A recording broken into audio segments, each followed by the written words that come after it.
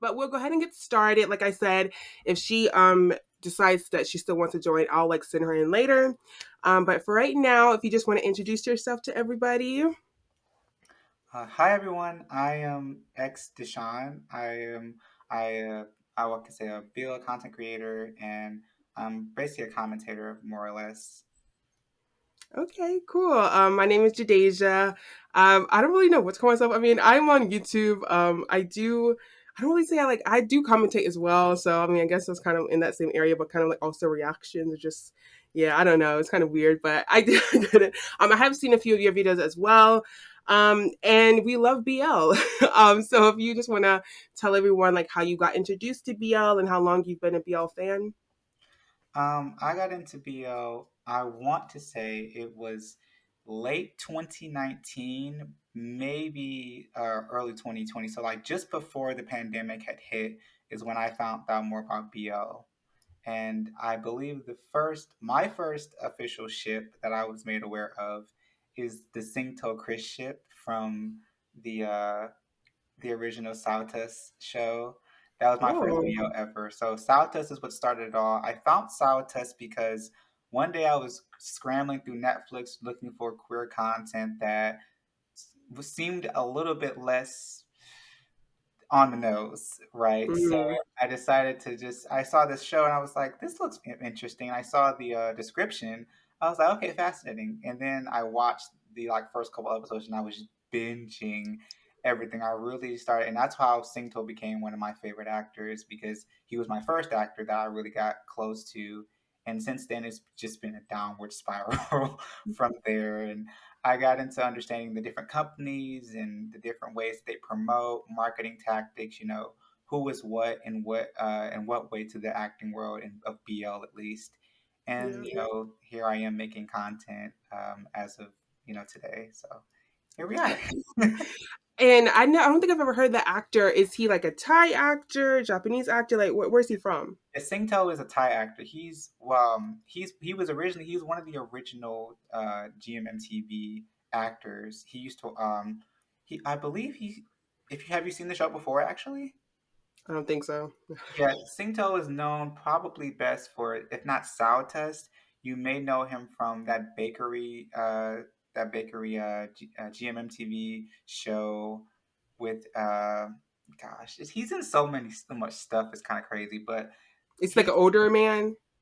well, no, he's about Singto's about 28. Oh, Singto's pretty relatively young. yeah, yeah. I'm Yeah, thinking he's gonna be like older. It was like the bakery when talking about, is that the one where Jeff was in? Like yeah, Jeff and he Baker was. Boys. Oh, okay, okay. I'll look it up. I haven't heard that one though. Uh, or um, or there's a show with Om from the show, um, Bad Buddies. If you know that show, Hmm.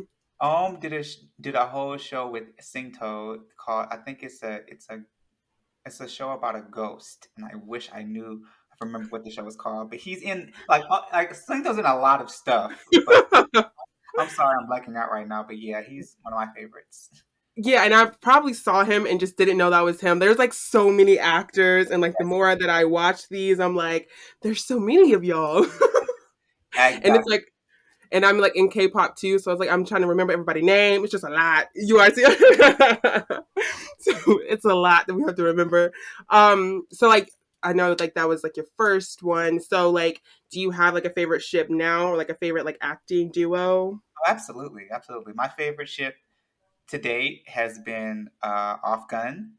I am Mm, an incredibly huge fan of Ganada.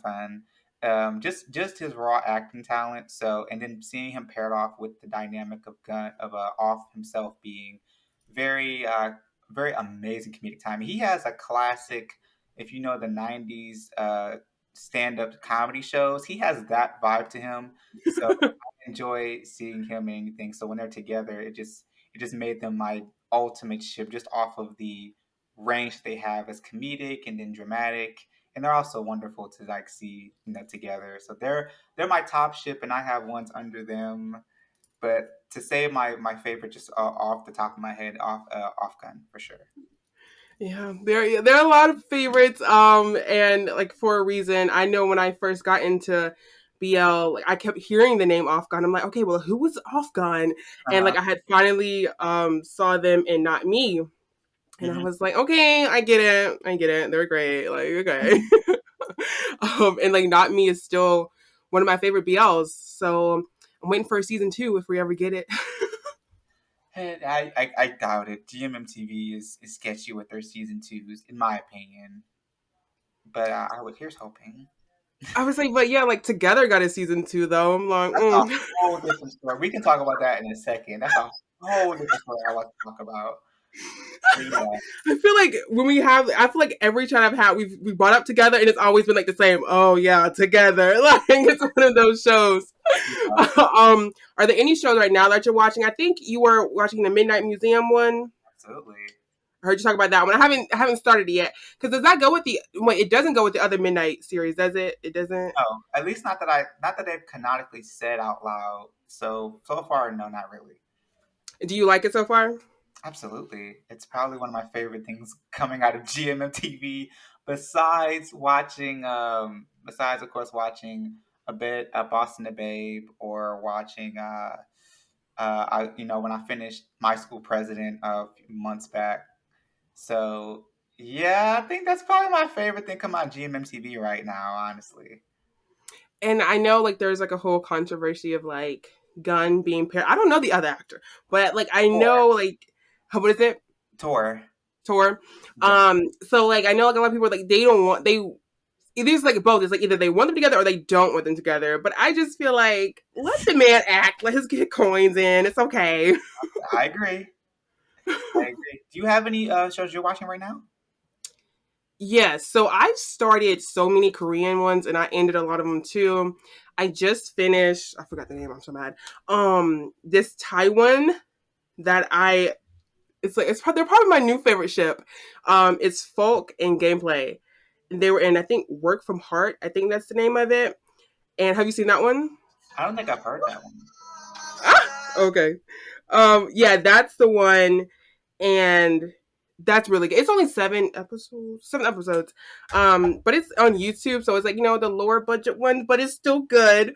Hmm. So yeah, that's probably my new favorite ship. I don't know, the chemistry is a little insane, and like I've heard so many people talk about gameplay, and I tried to finish the series he had with Jeff, Yeah. but I think I like started the first part of it and I just never like got to finish it. But like I know a lot of people really enjoy gameplay and that's they were hoping he would play like in Kim Porsche with Jeff, but then like something happened and like they like recast it or something like that. But Yeah, I've heard about a little bit of what you're talking about, but I feel like I'm a little late, so pardon me. But I have heard stuff through the grapevine. yeah. And I think it's just because gameplay is older, so like they would have Yeah, been able to do like other stuff. I didn't know gameplay was that old. I'm like, all of these Thai actors, they look old, well, just older, but yeah. they're, I mean, they look young, but like they're older, like especially Gun. I'm like, huh? No, gun to this day always gets me because I'm always raising my eyebrow, like, you sure? You sure? I mean, at very best, 26. You're talking Right. about he's almost 30 next year or the year or this year? Excuse me? But I mean, you can say that about so many other people. Like I think the same way about like New and Tay, Yeah. And then Mew and I just so many. Another person I was shocked about was the age of the director, P off, I believe. He's a director. If you know, he's the one that directed Moon Knight Chicken.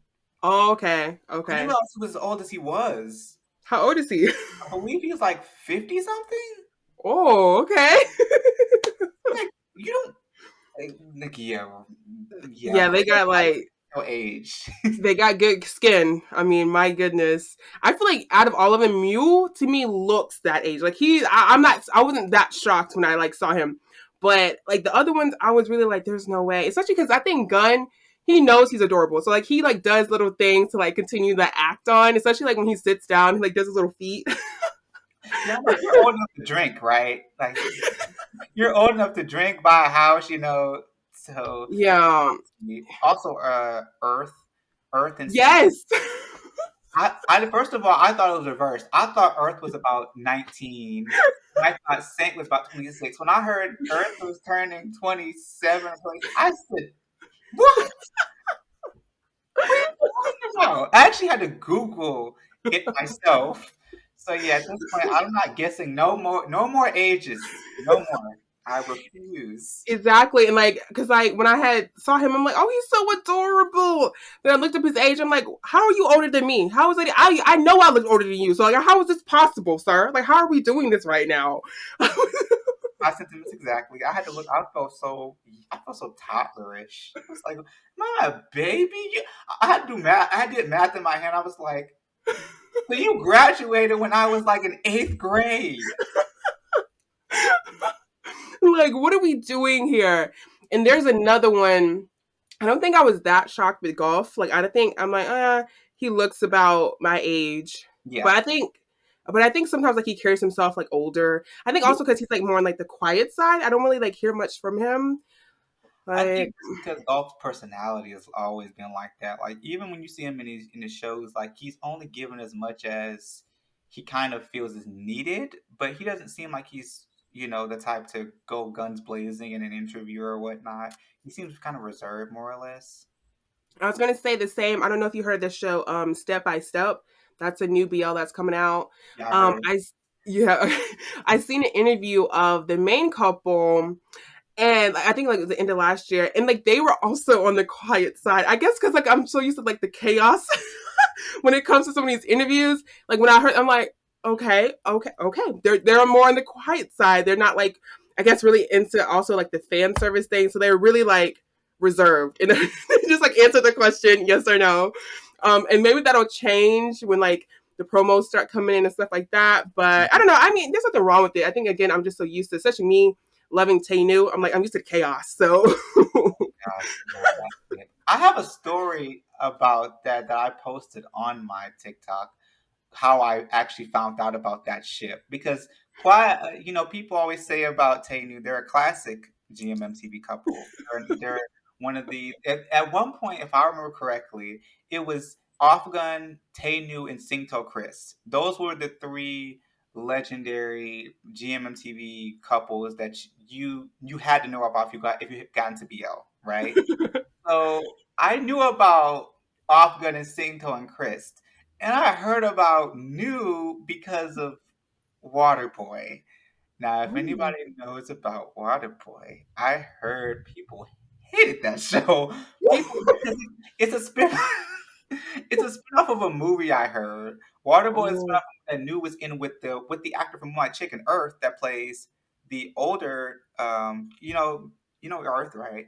In My Earth Chicken. mix, like an Earth mix. Yeah, Earth. Yeah. He was New's couple. He was a couple with New in that show. And yeah, that, that's how I know about New personally. But then I heard about Tay New and I was like, Tay New, really? Like I was like, are you sure? Because Tay I had never heard of him, but I saw him. I was like, okay. I guess since they're that popular, and they are. And I checked them out and they were in this show called Dark Blue Kiss. Mm. Now, personally, I have I have some of the biggest beef with this show that I posted on TikTok when I responded about like what's a BL you hate or dislike, and I immediately posted that like that because I didn't like Tay's character. He was my first introduction, and that was my first introduction of him, and it didn't go well, and I had to actually watch something totally different out of Tay and New just to get the taste out of my mouth. So, yeah, it's really hard. I mean, I like them, but yes, I know they're chaotic as crap, and I would love to be friends with them. But as far as for the first time as a couple, Yeah. I had to reset my palate. So that's me. How did you meet them? I'm trying to remember. I think oh yeah, so like my introduction, I think I'm pretty sure like Together was like one of my first Thai BLs. Mhm. Was my first one, but it's like one of my first. And I kept hearing people about Bright Wind, Off Gun, and Tainu.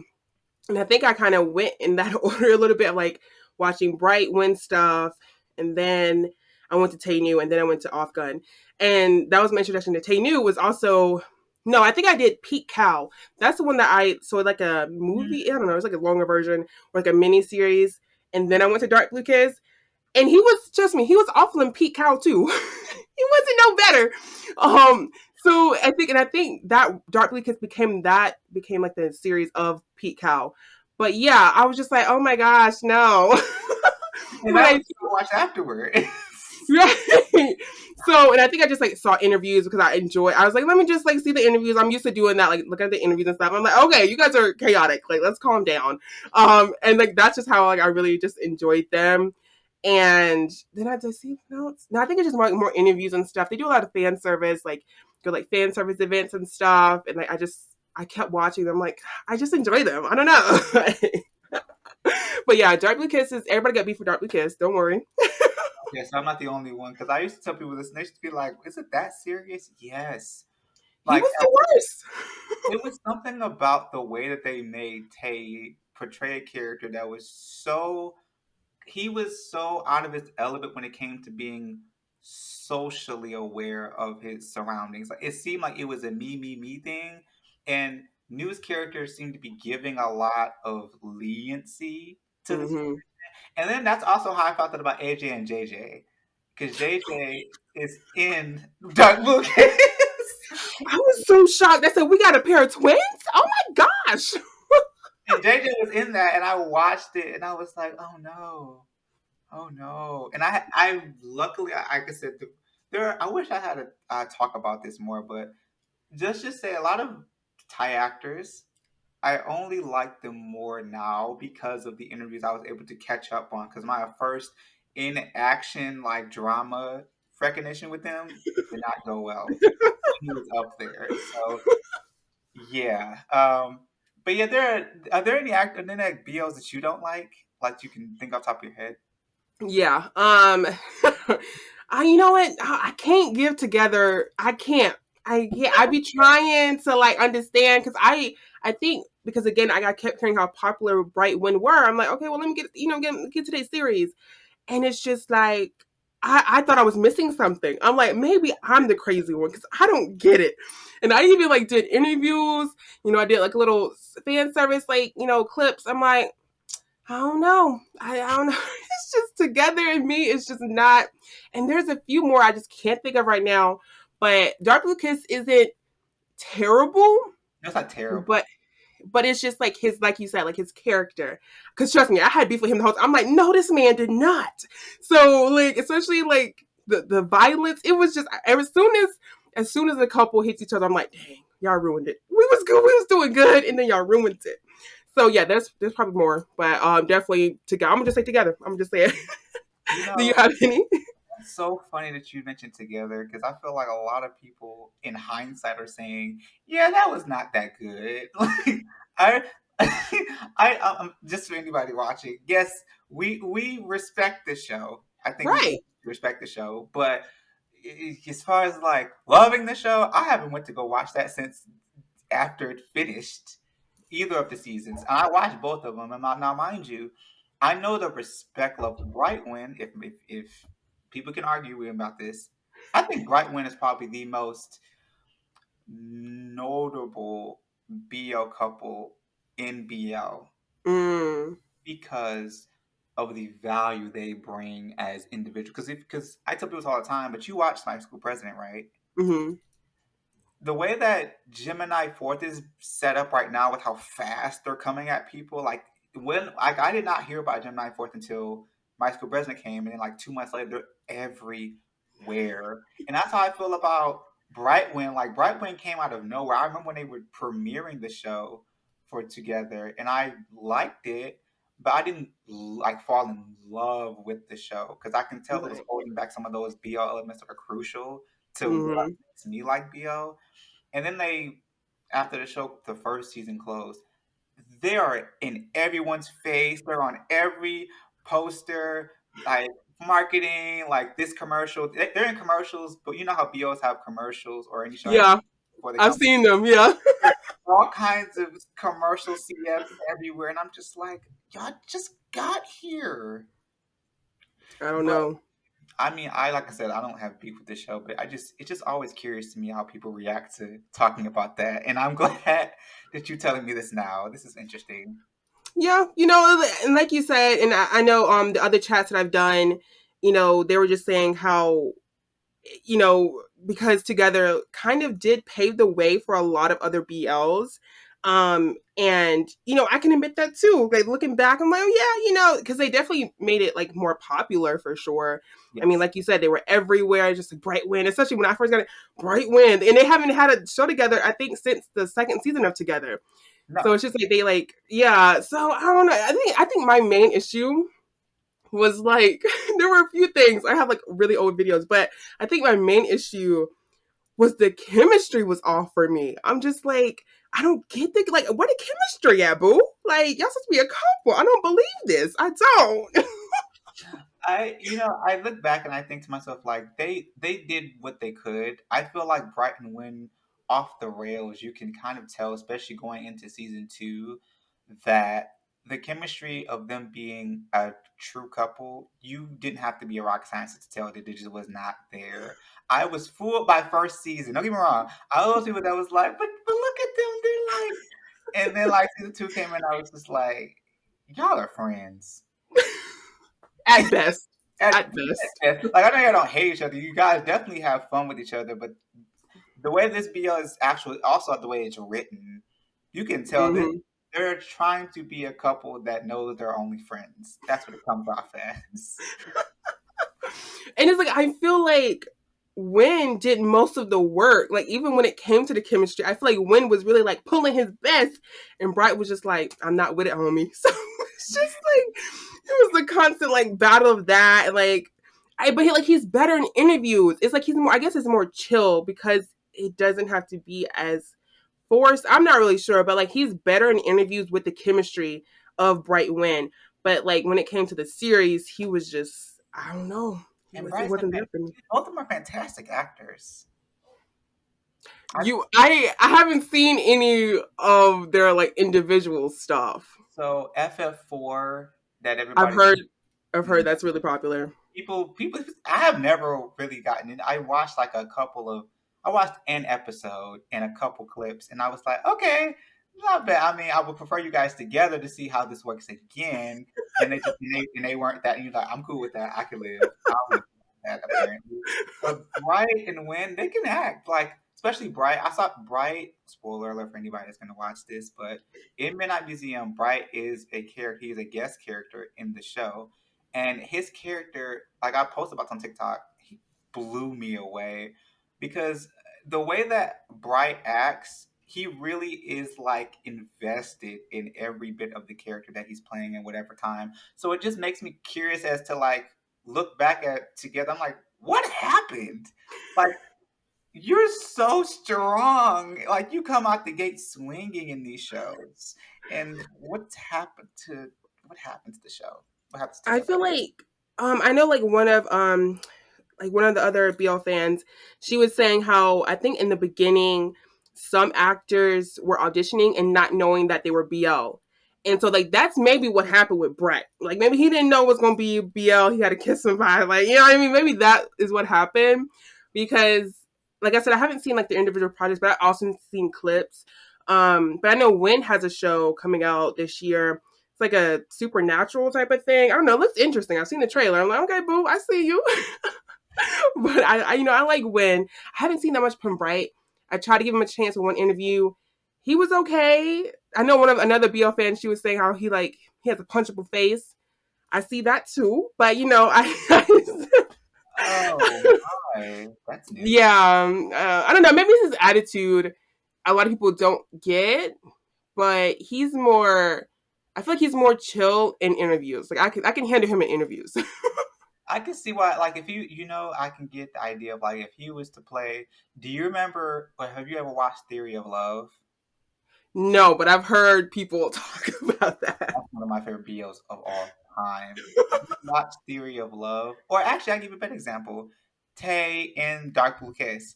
If you gave Bright Tay's character from Dark Blue Kiss, I could see why people would be like, "Yeah, I would sock you if I had the chance." Ooh, my baby was struggling. I'm like, oh, poor Tay. I'm like, you had to get that character boo, didn't you? But it couldn't be reversed. Like, I couldn't see New playing Tay's character. Like, that's the thing. Like, I feel like they kind of knew what they were doing with the casting of it. Um, because even New surprised me. Like, I haven't really gotten into, was it the Warp Effect? Yes. I've seen like the beginning of it, like first part. But like he's even surprised me in like the few scenes I've seen him in that. I'm like, okay, boo, I can see you. I like when they like can like kind of expand away from like not only just BL but just like different characters. So it Yeah. was like really nice to see him in that. Now I have to ask you, who are your true actors that you invest time in, like people that you go for immediately when you see them in something? um, First gal, those are my babies. Like I, I love them. Like I love my first introduction was the Eclipse, but I don't know, just those them two together. I can't get enough. I love them. I even follow like, the fan accounts like make edits and stuff. I love them. Like, I don't know. They do something for me. I love it. I love it. That first cow, I know about first and cow separately though. I found out about them No. separately, but Okay. I was mad because I found that they've been friends for years, like before this. Like they were just they when I heard on the interview they were waiting for their chance to do this because they knew that at some point it was going to happen. They just didn't know when. I heard from a couple interviews they were waiting, and then when Yeah. it came out, everybody fell over them. Even I did because I was like, you guys, because they're so strong actors. Like first, I think my first time seeing him. Sorry, my first time seeing first probably was I think it was the show. I think it was the show with Ohm in it. Ohm Padawat from Bad Buddy. Ohm. Was it like when he had the tattoos? First had the tattoos? Was that it? No, this was the one where like it was a girl. Okay, so basically a girl. His character in the show died in this show, and he's first is portraying the girl's character that is possessing his body now. Oh. Yeah, Okay. and That's so interesting. that was the first time I seen him, and I was like, but then again, I felt like I seen him before that too. But this was the time I actually noticed him, and Yeah. he's playing this girl's character that basically is possessing him at the time, and it's so funny seeing his facial expressions. And then Cal, I know about Cal probably since before he did any BOs like with a partner.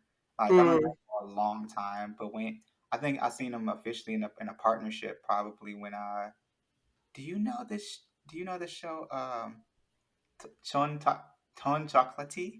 Yeah. That was the first time I seen him in a partnership, and I think he did well. I think he did fantastic in that show. So then I seen them partnered up, and I was like, oh, this is going to kill. This is going to kill. I've seen both of you guys crying and break down in both shows, and you are probably the strongest ones in those shows. Sometimes to see you guys together, oh, I knew it was gonna kill. But Like, and I don't know why they keep giving my baby first these depressing characters. Like, I don't know what it is, but they need to stop. Okay, either my baby die or he's a depressed little thing. I don't like it. And like when Moonlight Chicken came out, before Moonlight Chicken came out, I was so excited. I was like, yes, like I want more of them. Ever since the Eclipse, I want every series they in together. I need them to be together. Like I know that's gonna be hard to do, but I need them to be together because they do something for me, especially because they've had ships with other people, so they had other pairings and they were cute, but there's something about them two together. And I'm like, yeah, it just works. they're unhinged together, and they know it, and they enjoy it, and so seeing it in character, like there's a crying scene in the show, what was the Eclipse, the crying scene of them on the beach. Spoiler alert for those who haven't watched it. That's one of my favorite parts because I can tell like they're feeding off of each other, and they know how good they are. They Yeah. do. That's what makes it even more fun to watch. You're like, wow, like you guys know that you guys have it, and the chemistry because you guys are in real life best friends practically. It makes it work all the more. So I love the show. Great choice. I think fantastic choice. Thank you. And a recent one, because the last BL chat I did, Ronnie introduced me. He was like Manner of Death, and so I watched Manner of Death, And Max Tool, those men right there. Yeah, I'm a Delulu with them for a minute because I don't know what's going on with that. But I'm gonna need them to calm down. Like I've seen too many edits. I've seen it's just too Yeah, much. it's a lot of dope. Oh, it's a lot of edits. I saw Ugh, well, also one of the very first ships that I got into, like after Kristen Sincto, like I saw them everywhere too, and that's because of their original show. It's called I've Together. seen that. I've seen that. Sadly, I've seen that after Men Are of Death, but That's how I got into them, and I knew they had chemistry off the bat. But you know, I may be Delulu. I'm really gonna be honest. One day I hope to at least meet one of them. Like I know. Tool goes out to Columbia University in New York. hmm And I was in New York, and I thought I saw him by accident, and I dang near freaked out. Like I'm not gonna lie, in my heart I like froze. And I had to look and make sure it wasn't him when I was in NYC, and then I realized it wasn't him. I was like, oh thank God, because I was like I wouldn't have screamed, but I probably wouldn't have made it through seeing him entirely process. So yeah, I enjoy them too. and I seen this like little clip of an interview they did, and Max, he was like, "Yeah, you said I was a good kisser. Shut up. I don't have time for you right now. I don't have time." And like every time, it's like really hard to like look at Max and not look at his lips. Like it's so hard because that man has beautiful lips, and it's like he knows that. He be playing with us for real. Like even with the whole like Mew situation, now you bringing Mew into this. Like let everybody calm down. I mean, the way he glares at Tua sometimes, I'm like, oh yeah, y'all have done this multiple times. You guys know that this is the faces you make naturally. Not saying that I'm not instigating any type of like in real life thing, but Yeah, yeah. yeah, they know better. They know what they're doing. Like they listen, I don't think I could take either of them looking at me in real life. Like please don't look at me. Like look at the other way.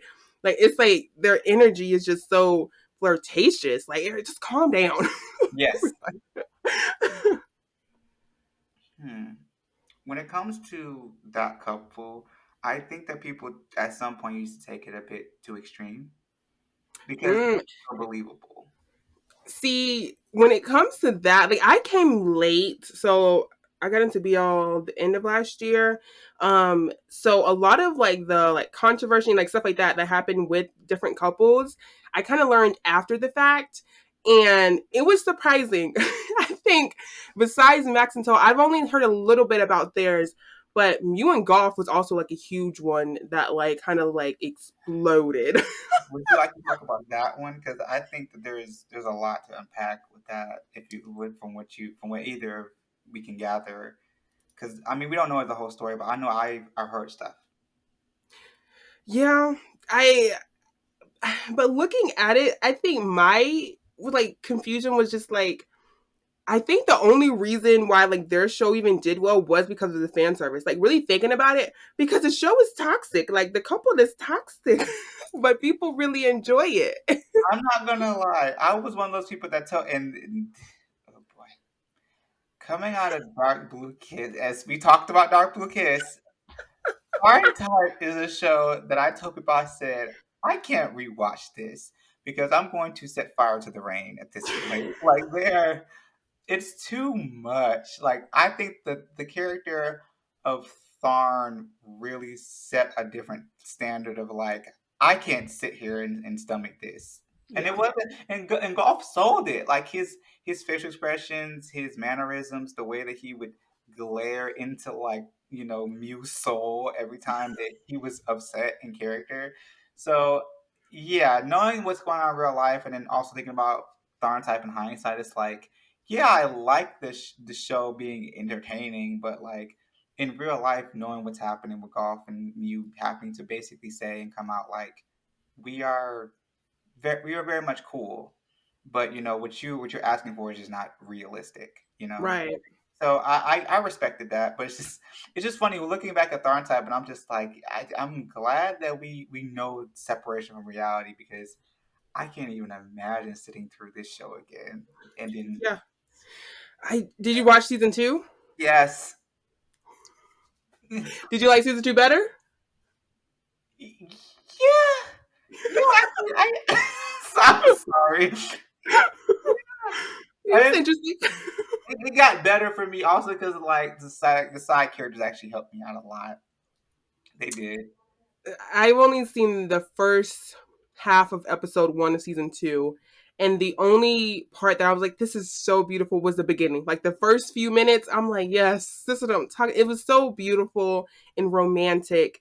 And like that was it though. Like I can't watch Starring Time again. It's just too traumatic. Um, and like I said, like I just feel like the show did well because the fan service that came with it, but I never really got like the vibes of, and I get like people like get crazy and stuff like that. And like some people were joking, but like I know some people were like actually really invested in it. But I just don't get like them getting upset for saying they're not really together. Like, oh my gosh, they're actors. Like everybody calm down. I don't know. I totally agree with that. I think especially because people are so invested in them because of how believable it was to have been this type of unhinged couple. I think that that's what sold it even more is because people were so invested in the show itself that when you saw the fan service in real life, it was like, oh yeah, I can totally see this being a real thing. And then you had to come out. I remember the day that Twitter was blowing up on my end in terms of BO because of Mew and having to clear the air. And I watched it in real time, and I was just like, I had never seen this before in real time. Like I always heard stories about he said, she said for Right. yesteryear, but like to see it in real time, this stuff, I was like, this is kind of wild. Honestly, it was. So, I mean, I still like them as a couple. I thought it was cool, but as far as like the controversy and whatnot, I kind of let it sit where it's at. I barely even addressed it when people brought it up to me because I didn't know how to feel about it. It was just there, you know. And I think like, since we both are into K-pop, we kind of understand that for like the shipping culture over there too, because K-pop has shipping culture and, you know, what were you going to say? No, because it's funny because like I tell people this. I think I said something on my TikTok as well about how when you've been in K-pop long enough, this stuff in BO is kind of just like yeah, it's like yeah.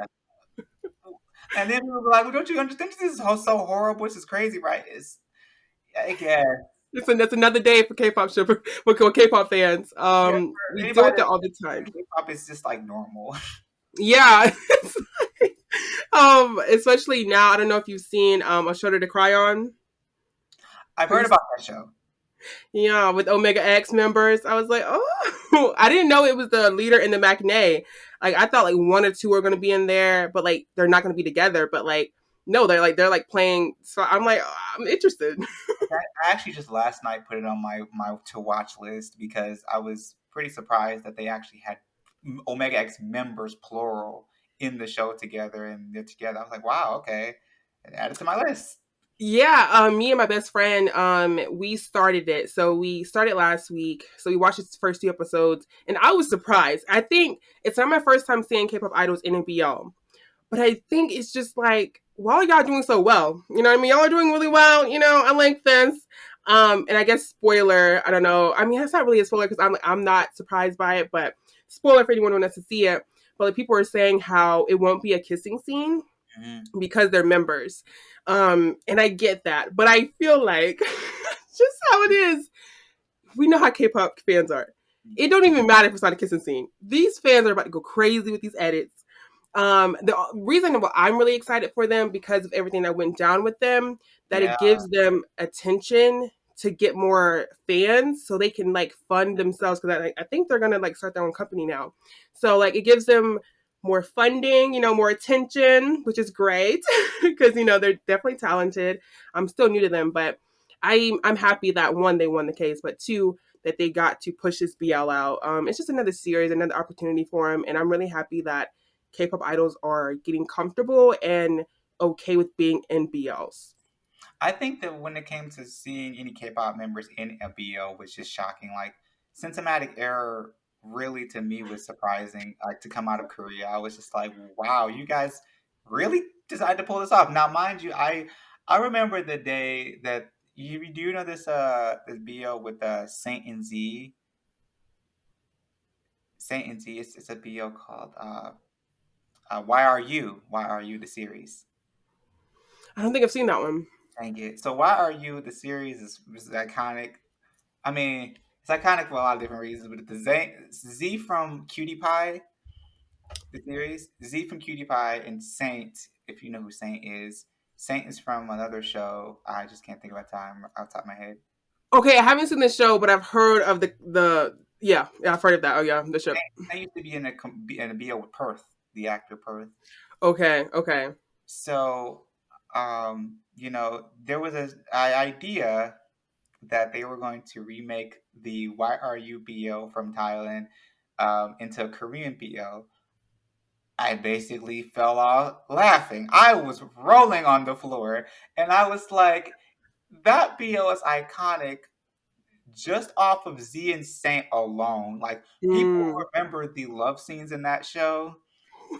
That's the first thing that comes to people's minds because Z and Saint, in my opinion, if you want my personal opinion as a watcher, as a consumer, Z and Saint changed the game with that love scene.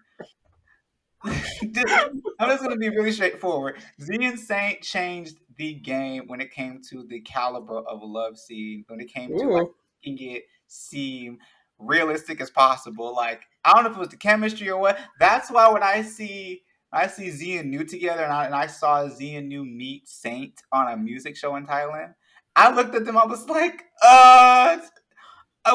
New, I love you on Cutie Pie with Z, but do you know who these two are? Like, this is kind of freaky. Like, yeah. But long story short, they're trying to make a remake of Why Are You the series with that iconic Z and Saint situation in a Korean setting, and I was just like, you're kidding. I was like, you're kidding, right? Why you're gonna remake all of that mess in a Korean? I didn't believe it. I didn't buy it. Have you seen To My Star 2? Yes. That was a nice scene. I was surprised by that. To me, like as Korean standards, I feel like they changed the game for like Korean BLs because I feel like they were the first to do anything that serious. They was taking it serious, and I was Yeah. proud of my babies. So yeah, I don't know. I haven't seen the one you're talking about, but they're gonna do their best. Korean, they're getting better though. Korean BLs they're getting better. I'm proud of them. You know what I mean? So we'll see. I just actually saw one last night. I was watching a Korean BL last night that I had never, I didn't hear about before. Choco milkshake. Yes, yes. I Did you finish? Yes, I binged it in one night, and that was the first BL in about I want to argue maybe like 6 months to a year I'd ever cried. Like, I hadn't cried about any BL, and I was just like, wow, this is well acted. Like, and I know some people out here couldn't get over the concept of the characters. Yeah.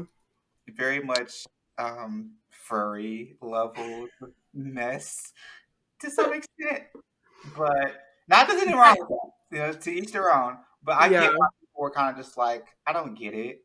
So, but for me, I enjoyed the show. Yeah, I was gonna say like when I first got into it as well, it was I think because I watched it live, so I was like every week I was waiting for it. But I also remember like, oh, that's a little weird. They're a dog and a cat.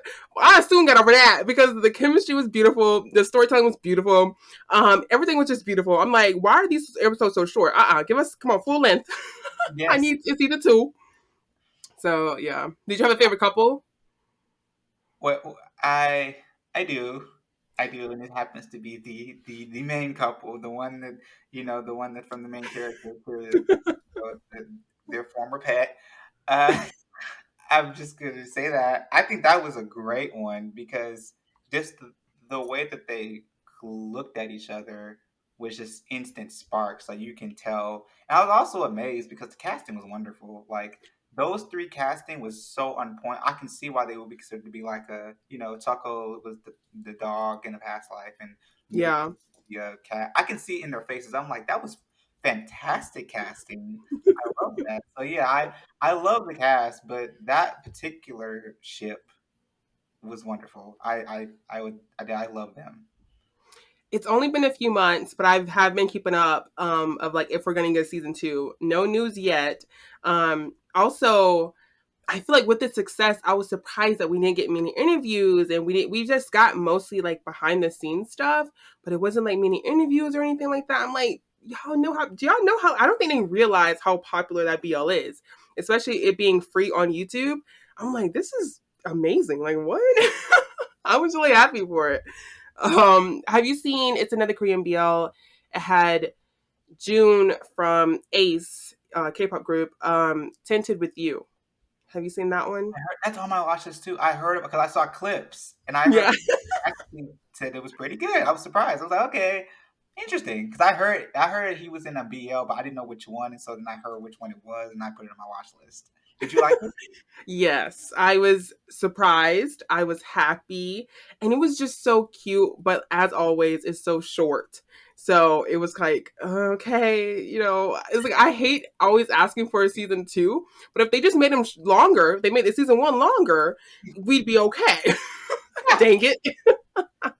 Speaking of like international BLs, is there any other like type of BLs that you're interested in? Because like I know for me, for example, I spread out eventually somewhere after I want to say went together with me just for time reasons. Together with me after it came out officially, I started expanding more of like outside BLs, and eventually I ran into like Pinoy BLs, like BLs from the Philippines and a BL from Japan and even a Vietnamese BML. So I started trying to branch out. So any other like BL countries that you kind of like invest into? Yes, all of them. I have a problem. It's bad. I listen. My best friend, she's like, "Are you okay?" I'm not. I'm constantly watching these things, but my listen. I'm trying to calm down. But my favorite BL, they could call it a bromance all they want. My Oh, favorite BL is The Untamed. I knew you were gonna say that. People are constantly reminding me about that show's existence. There are edits out the wazoo all over of that show. Listen, listen, man, listen. You don't understand the amount of love I have for that series. Like, I feel like it's one of those series that proves I hate because I don't like when people say, "Oh, you guys only watch BLs because, like, those scenes, like the spicy scenes." There are BLs that don't even have those scenes, okay? And they have, if it's a great story, great acting, oh, it can be sold easily. And with Chinese BLs, romances, we never get even the confirmation. Yeah, So it's like we have to go by logic. yeah. So, like, don't Chronological let order. yeah, and like don't let anyone tell you that it's a bromance. Because I remember when I was like doing my videos, they was like, I didn't get it. Like they were definitely brothers. No, they were not. They were boyfriends. Okay, don't let nobody tell you anything different. But as long as you get over the 50 episodes, because you're gonna be like, oh, that's too short. Trust me, it's so worth it. Oh my gosh. I have a friend of mine who actually wonderfully enjoys that show, and she doesn't even like BL. And she was like, "Yeah, I love the show," and I'm just like, "But you don't even like B." Okay, so it must be something. I mean, there's a dedicated fan base, that I didn't even know existed. But it's not only a dedicated fan base. It's like there's so much content out there, and the show is long over. So yeah, I'm missing out on something. Something's over there. And I think also when it comes like the controversy of like when it comes to these Thai actors, it doesn't go beyond the controversy we had to deal with the Untamed. So like the main the main actors, they can't even be seen in public together. Like it got so bad with that fandom and that like I'm still reading up on it. Like it's just so much to like really Really? take in. But it's just really sad as well. Like they can't even work together. They can't even be seen together. Like recently, this yesterday, they went to the same award show after like 3 years. So we were panicking. Thankfully nothing crazy happened. Of course they didn't sit next to each other. But like that to me is like the ultimate. Like when people talk about like the whole like Thai drama, I'm like, okay, but at least they could be seen together. We got over here, we can't even be seen together with my boobs over here. So it's just like, I'd be like heartbroken. But I think the Thai ones are more it's still fan base, so that's really sad. Like it always the fans are always the ones that's kinda pushes it over the edge, but it's sad. I mean, I love the fact that there's some people that talk about it because now I know like there is love for that show. Like I only know about the show's existence on fandoms, like because I didn't even know about the show until like somebody brought it up to me, and I was like, oh, "That's a show." I thought because actually no. One day I saw a picture, a drawn picture of the couple, and I was just like, "Who are these guys?" And then like my friend brought it to me. She was like, "I'm watching this BL I don't usually watch called The Untamed," and I was like, "What does it look like?" And I saw the two guys. I'm like, "That's a BL," and then like I was like, "Okay, so apparently it's famous." And I found out how famous it was when I got on TikTok and Twitter, and I was just like, "Okay, I was like, okay, I'll leave that alone." That's a whole other. That's like walking into like the Eclipse fan base for First Cow. It's kind of like that. It's like there's a group of fans that actually love that couple. So like I didn't even want to be anywhere near that because I knew people were really hardcore about them. Well, and also, so the book is it's more spicy. The book is more spicy, but it's like I think there's a translated version, but I haven't read it yet. But also we have an anime of it, so it's like we have different things that really like go off of like the show itself, and I think that's also like kind of like get people invited because like there's an anime, then there's a book, and then there's like a live version of it. So it's like different fans coming together for that live version. I think it's just it's trust me. If you ever start it, let me know because I you know what I mean. I feel like you're gonna like it, but it's like if you don't, it's okay. But like give it, it's gonna take a few episodes though. It's okay. You're gonna be confused, but it's gonna take a few episodes. But just keep going if you do decide. Have you seen any other Chinese BLs? No, that was actually the only one I've really like seen like people actually like go for and protest about that. If anything, I've only seen that one being like advocated for. I've heard that there are other ones that exist, but that's the main one that people tell me you need to watch. Like everything else is kind of like secondary from what I hear. From what I heard, It's and it's because a lot of people don't like the like censorship of it. yeah. Also because they are long, like 50. But I think 50 is probably like the most I've seen. I have like 45. So it stays in like the 30 to 50 range of episodes. But they're all different ones. But yeah, like that one will always be top tier. Like every time you look up Chinese BLs, that's gonna be the first one you see. So and then like everything else under it. It's 50 episodes. Hmm. That's like General Hospital. I'm sorry. I'm sorry. I'm sorry. For those of you who don't know, General Hospital is a soap opera. It's like a soap opera thing. Like that's a Yeah, long thing. it is, and it's like we get like 45 minutes per episode. So, yeah, it's a lot, but the other ones aren't as long. But like I feel like just like from my watching of it, Chinese BLs always start so confusing. I'd be so confused. They try to introduce 500 characters to you at once. It should be so confusing. And like they talk so fast or like, our words are like longer, so it's like I have to like speed read best I can. So, yeah, it's definitely like an adjustment. Mhm. But yeah, do you watch any like Japanese BLs? I do. There's one I recently watched a few months back probably about January that I wish I wasn't so late to. It was The Man Who Defies the World of BL.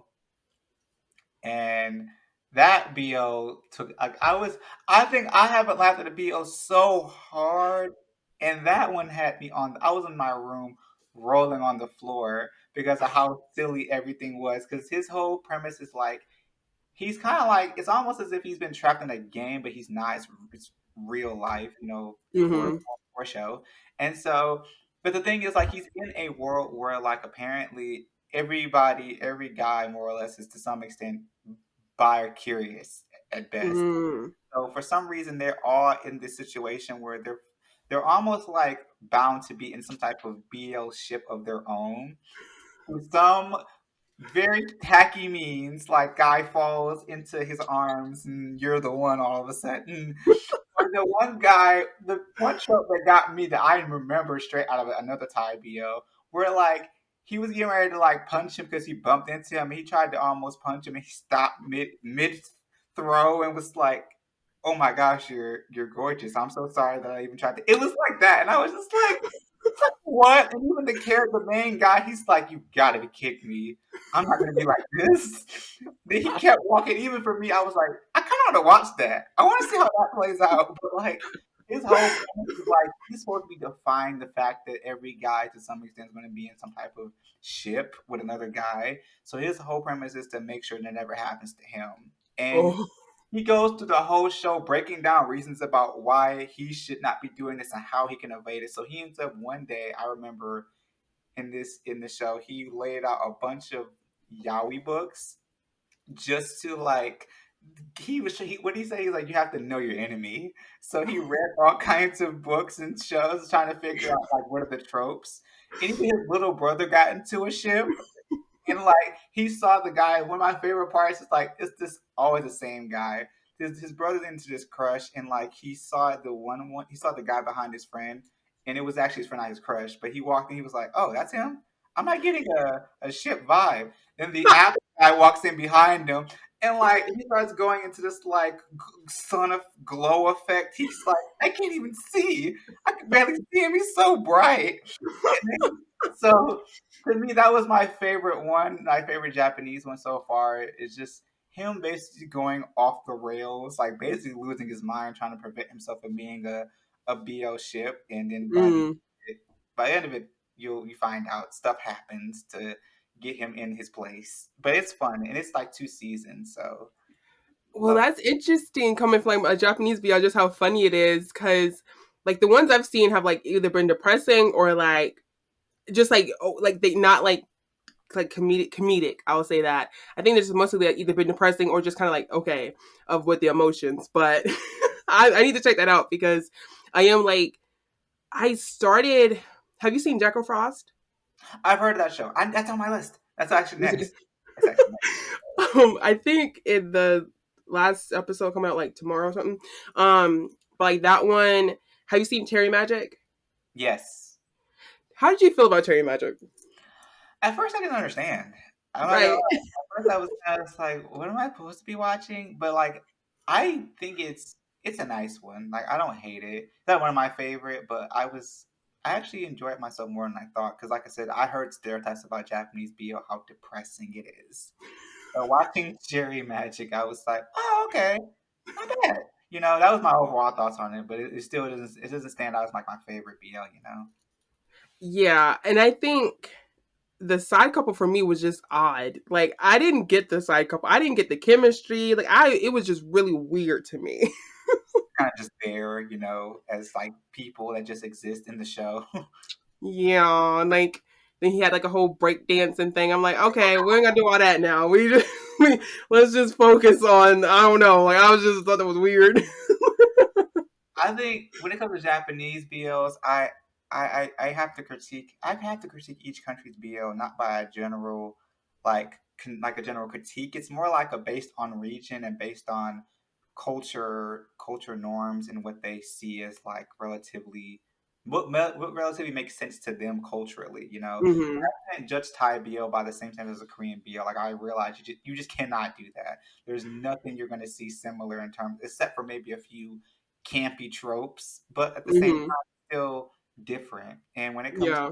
Japanese, it's the same way. Like it's a different critique. But I know my favorite going in when it came to like other BLs, Pinoy specifically, Gamer Boys. If you heard about Gamer Boys, the BL, Mm-mm. the Filipino BL that I love them. They're the, how do I put it?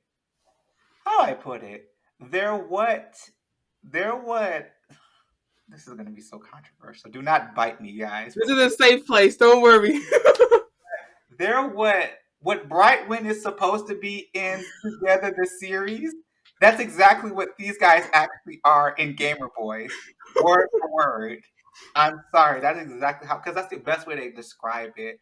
Because in the same sense, Bright's character was supposed to be like infatuated with him to some extent because like the vibe that he gets off of him, even though Wynn's character is just pushing him away, like giving himself distance. Yeah. Whereas this is the same premise. It's just like, but their chemistry is even more like notable. Like even in interviews, you can tell like these two really vibe. Like I'm actually mad that. I know it's funny. I think that I heard that one of the actors said that he was actually inspired by the Together series.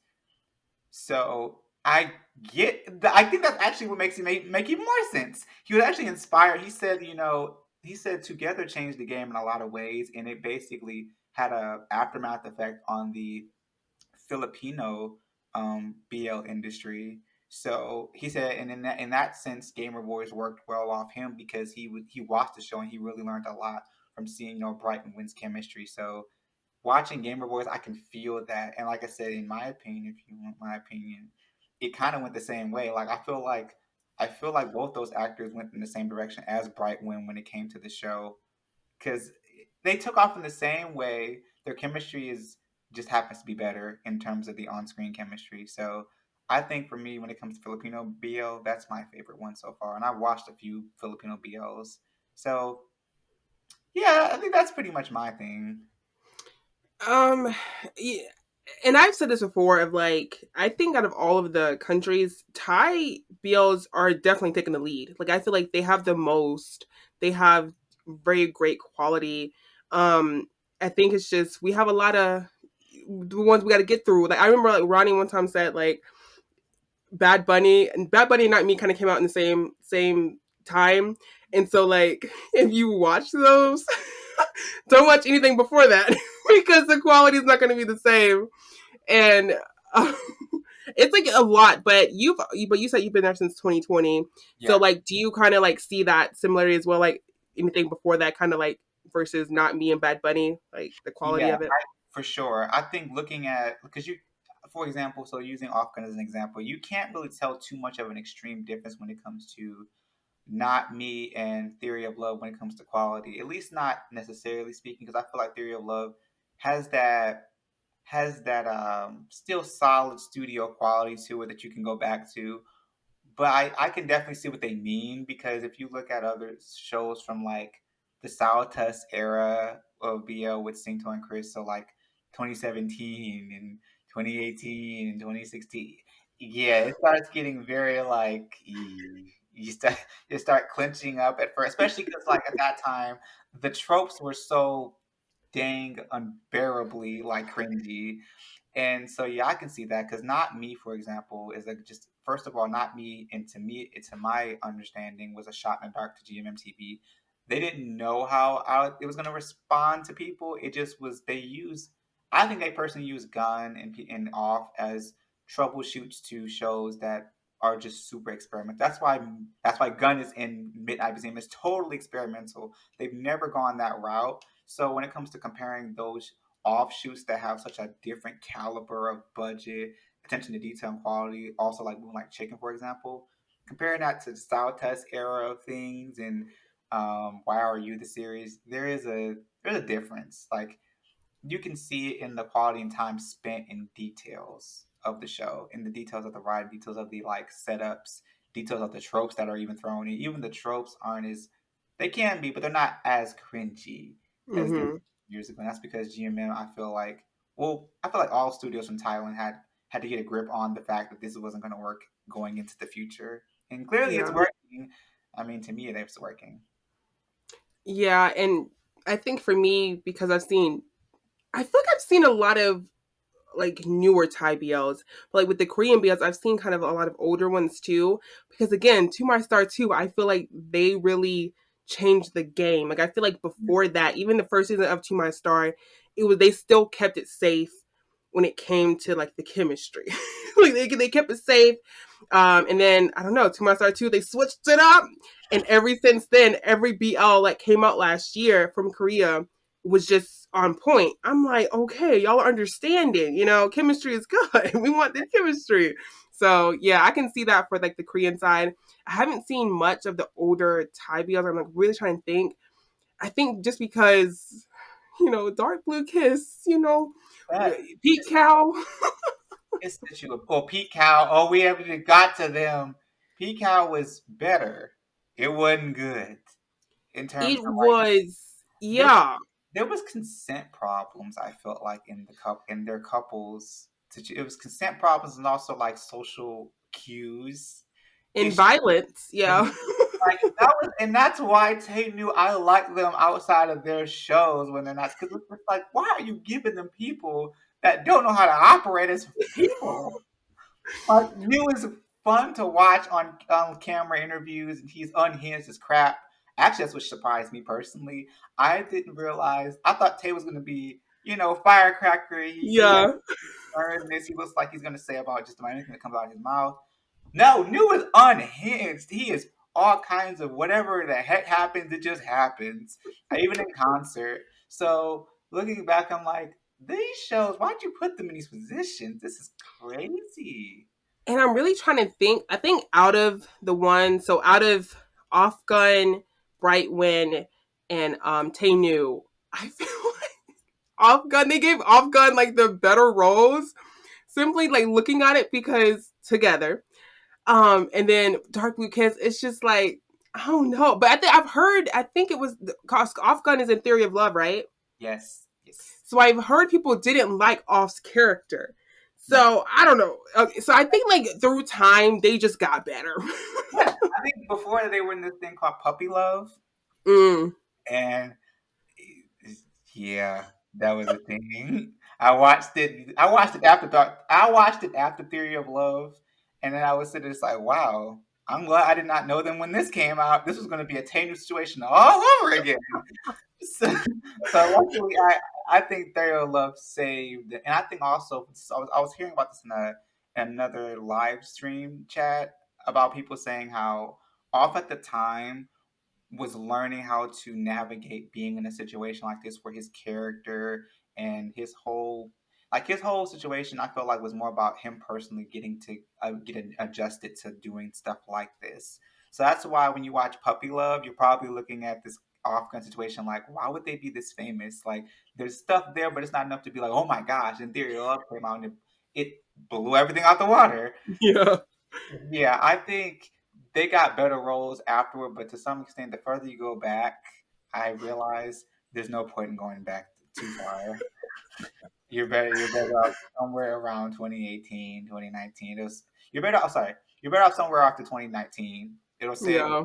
the agony. Because I was watching stuff in 2020 when I first got into it. I watched stuff from like 2 years at best, 2 years at best, like 2018, more or Yeah. less.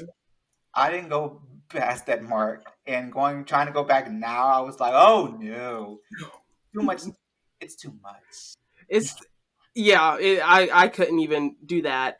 And I think also, and I said this in my last chat, you know what I mean? I feel like out of all of them, I don't really care about Brightman like that. But like, hey, knew, like my babies don't even get that many opportunities like off gun. Like, I don't know, because I be feeling off gun, da. But Tainu, I'm like, okay, boo. But I'm happy that they have Cherry Magic. They are redoing Cherry Magic. So I know a lot of people were iffy on it because they love the Japanese version so well. Hmm. But I feel like Tainu can do it. I think it's, I'm being biased, but I think Tainu can do it. I think they can hang in there. They're nice actors. Like, don't get me wrong. You watch Tay and New in anything, and it's they're acting for real. I just feel like when it comes to them together, I don't know what GMM thinks in their mind that let's just put them in this. Something will happen. I don't know what it's gonna be, and then it comes out, and people are like, "What the? Why'd you do this? We love them. Why are you doing this to them?" You know? I think they have to be careful with Cherry Magic just because like the Cherry Magic fandom of the Japanese version is already so big Hmm. that like I just don't want them to mess up because I don't want Tainu to get like the heat for it. Like, you know what I mean? Don't do my babies like that. Like, just No, like get I them. don't want that for them. So we'll see. I know Off Gun they have a project this year too, right? Yeah. Yeah, I'm not putting too much emphasis on it. I'm not gonna put. Mm. I am looking forward to seeing what more they expand with them. So like do you consider because I think people talk about a lot of like the pillars. So like, the four pillars are kind of like dying down. Not dying down, but like the new generation is kind of coming in. So like do you think because who are the four? I know Tainu, Off Gun, Bright One. Who was the fourth one? Oh no no oh no Chris? no. Oh it wasn't? Wait, which one? Is it like Om Nanum? Is that not them? Yes, that's the newer. That's the like new-ish one from like Oh, okay. from Bad Buddy. They've become pretty explosive too. Like it was like I think the original lineup for what it used to be was it was Chris Singto because of the Saltas takeover that like changed everything apparently, and Okay. then it was the addition of Off Gun off of their success from Theory of Love, and then Tainu was because of the one that came out before Dark Blue Kiss. I forgot the name. Yeah. So it was those three originally, but then you added Brightwind because of the success of I believe two together, and then off Nanan for Bad Buddy came out, and then they also exploded as well. So off Nanan, I mean Om Nanan, yeah, Om Nanan was a big thing because of that show, I believe.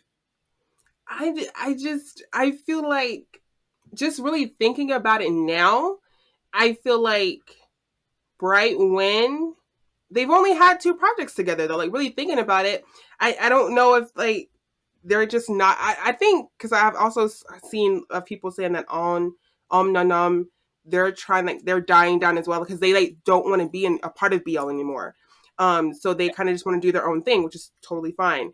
So I'm kind of thinking, why don't they keep the same energy for Bright Wind? Y'all still want them together? They are not going to be another BL. I don't see that.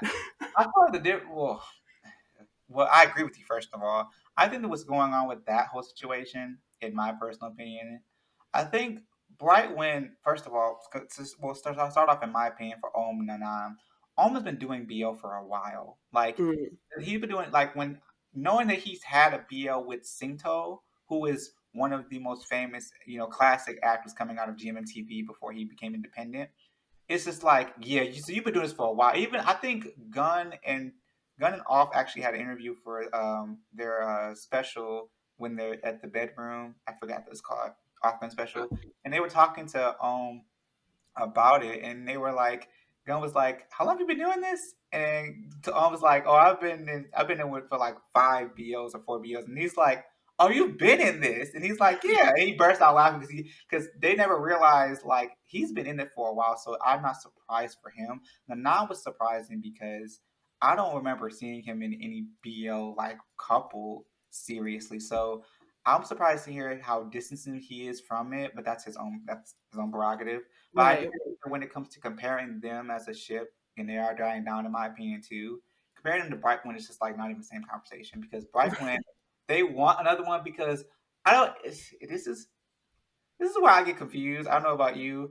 The way that Brightwind took off was unreal. Like to this day, I always compare certain ships to them because it's just like if you remember when Together came out, and then when you remember when Together the second part came out, they were escalating fast. That's why they're so far. They're up there with Gun and Off because their branding is so strong. Like seeing Bright at London Fashion Week and seeing Win at Milan. I'm like, you guys are really seriously brand names. Like they have to pay you to be. That's why I put them in a show together. It's not going to work out because I don't know if they have the pay to put them in a show. First, they got to write it, and then they got to figure out how much to pay them to be in the show together because Bright wouldn't have such crazy schedules. So I'm just Yeah. thinking, like, I don't think they're going to be in one together. I honestly don't think they want to be in one together. I think they understand that they are a brand together. They know the name, everyone knows their name. Yes. So I think it's just more so that's literally the only reason that's really holding them on. I don't really think they want to be in another BL together because to me, if they had, they would have done one after together too, like the second season. But they did it. So I really don't. And again, I didn't see the chemistry. That's just me. But I think so. I think they're just more comfortable doing like this straight series, which is fine. I think it's just I get the vibe they just don't want to be in it again, but they're just holding on because that name. I don't blame them. A check is a check, so Yes. they get to do what they got to do. But I just don't get it because I just feel like Off Gun just puts in so much work, and I can feel that they enjoy it together. They Yeah. enjoy doing it together, and like I'm surprised they ain't tired of each other, but they not. So I don't know. I really enjoy seeing them together. Now, another one, like I know it's expanding out of GMMTV language. GMMTV is iconic. Right, right. Like, like people like another fandom, another famous ship that I hear about a lot is the one because of I told you about Sunset with PP and I forget his name. People forget. Bilkin, Yeah, Bilkin, Bilkin and Bilkin. PP. Yeah, those two. Um, first of all, don't bite me, but I have not seen I told you about Sunset I haven't entirely. either. I I haven't haven't either. seen it, but I know like that's people's staple. That's like, it's like a clutch blanket. That's one of their favorite personal ones. Yeah. So I understand. I respect because Bilkin and PP do have chemistry. I see it without even like seeing the actual show. So and you know, I respect PP because PP has how do I put this? PP has the same energy as someone like a gun, where like Oh. no matter who he's around or who he's with, somehow there's chemistry everywhere. I saw how Tay reacted to him in one of these interviews, but because it was Gun and PP know each other. They got introduced to each other, and I always thought that was like evil of somebody to do. Why would you do that? Why would you put them in the same? That's scary. So they're apparently friends, and they shop together. And I saw Tay, and even Tay was like, "How'd you get together?" He was like, "Oh, we met. It's cool." And then Tay asked PP a question. He was like, he's like, well, "How about your music? You do really good." He's like, "Oh, it's going well." He's like, "I think that you're beautiful." He's like, "You do so." And then Gun was like, what is this?" And I realized I'm like, "Oh yeah, it's the Gun PP effect. It's that way that he turns these dudes into different people is amazing." So like I can only imagine what's going on with PP and Bilkin, whatever that ship is like. I need to watch that show just to see like how real it is. 'Cause they are around themselves. Gun is so sassy. Like I be seeing him. I just look at him sometimes. I'm like, this man right here. Like I wouldn't. I know we have to throw hands. Like I don't. I can't meet Gun. All right, because the way he be looking and stuff. Me too, Gun. Hold on. He was gonna be like that. I follow him on Instagram. I follow quite a few actors on Instagram because their feeds, are amazing. But I follow him especially because he is hit the fashion icon. He is a fashion chameleon. I talked about it on my TikTok one time too, just because I can see certain people, especially because they're brand names. So like certain actors wear different brands. Like Mew wears Valentino, and off Gun will wear just about every name you can imagine on the list of designers. So like everybody's getting paid, but like to see his feed, you never know who he's gonna wear, and it's just fun seeing just that alone. Plus his acting. So yeah, I think I would love to just have a talk with him. Like, so what are your interests? Like, how do you get from being what you are on screen to this? Because like he has a bag. Like I feel like he was even famous before he got into the BL industry like that. I heard that he's been in the industry for almost about as long as I've been alive. So Yeah, yeah. He's up there. The age is up there. I've I'm been around for a while. and I think he enjoys it, and I love like I miss him being blonde. Like I seen one picture, he was blonde. He had his back out. I was like, oh, okay. Sass, sass. I was like, you better, okay. But Earth be doing that too. Earth be having his back out too. I'm like, yes. Ooh. We haven't got to the Earth. There are certain people on the list of people that if they were in the same room, I'd scream. If you put Fluke from On Fluke, if you put Fluke, Earth, Gun, Cowtongue, and PP in the same room, I am literally locking myself up. Safe house. Put him in a safe house. Safe house. Next in a safe house. Don't do that. That is wild. That is I don't want no smoke, as they would say. I don't want any smoke with that. Because you're talking about people because first of all, Fluke and Gunn, I'm surprised they've never been in a show together because Fluke himself is a strong actor. He And cries all the time. That's another one. He be they love to give him those roles because they can do it well, and he yeah, definitely does it well. he sells it. He be boohooing his heart out. He be boohooing his whole heart out. Him and Earth too. When they was in the show together, I was like, yeah, y'all just be a crying. The floodgates are open, But they do it well. Like they're paid well, and they do well on whatever they're paid because in whatever BL they're going to be in, they're going to give you a crying scene worth their worth. Yeah, sadly, but like you said, like do it well because I mean I'd rather them do it, and do it well versus somebody who is struggling, and it's okay, if you newer and you struggling, you trying. There are some actors that I just don't feel for their emotions when they come on a character. Like I'm not going to say who it is. I'm just going to say that I do. I feel it. I'm like Yeah, you're crying. You're gonna get through this. I'm not like, oh my gosh, I want to hold you. Sometimes I'm just like, you're gonna be okay. No, no. Before I do my side, I know a lot of people have beef with "Don't Say No." So how do you have you seen "Don't Say No"? And if you do, how do you feel about "Don't Say No"?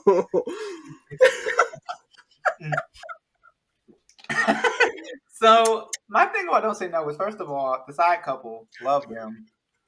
As Y'all far, first. yes, yeah, Oh no, you mean okay, I know. Okay. the side couple, as far as the main couple,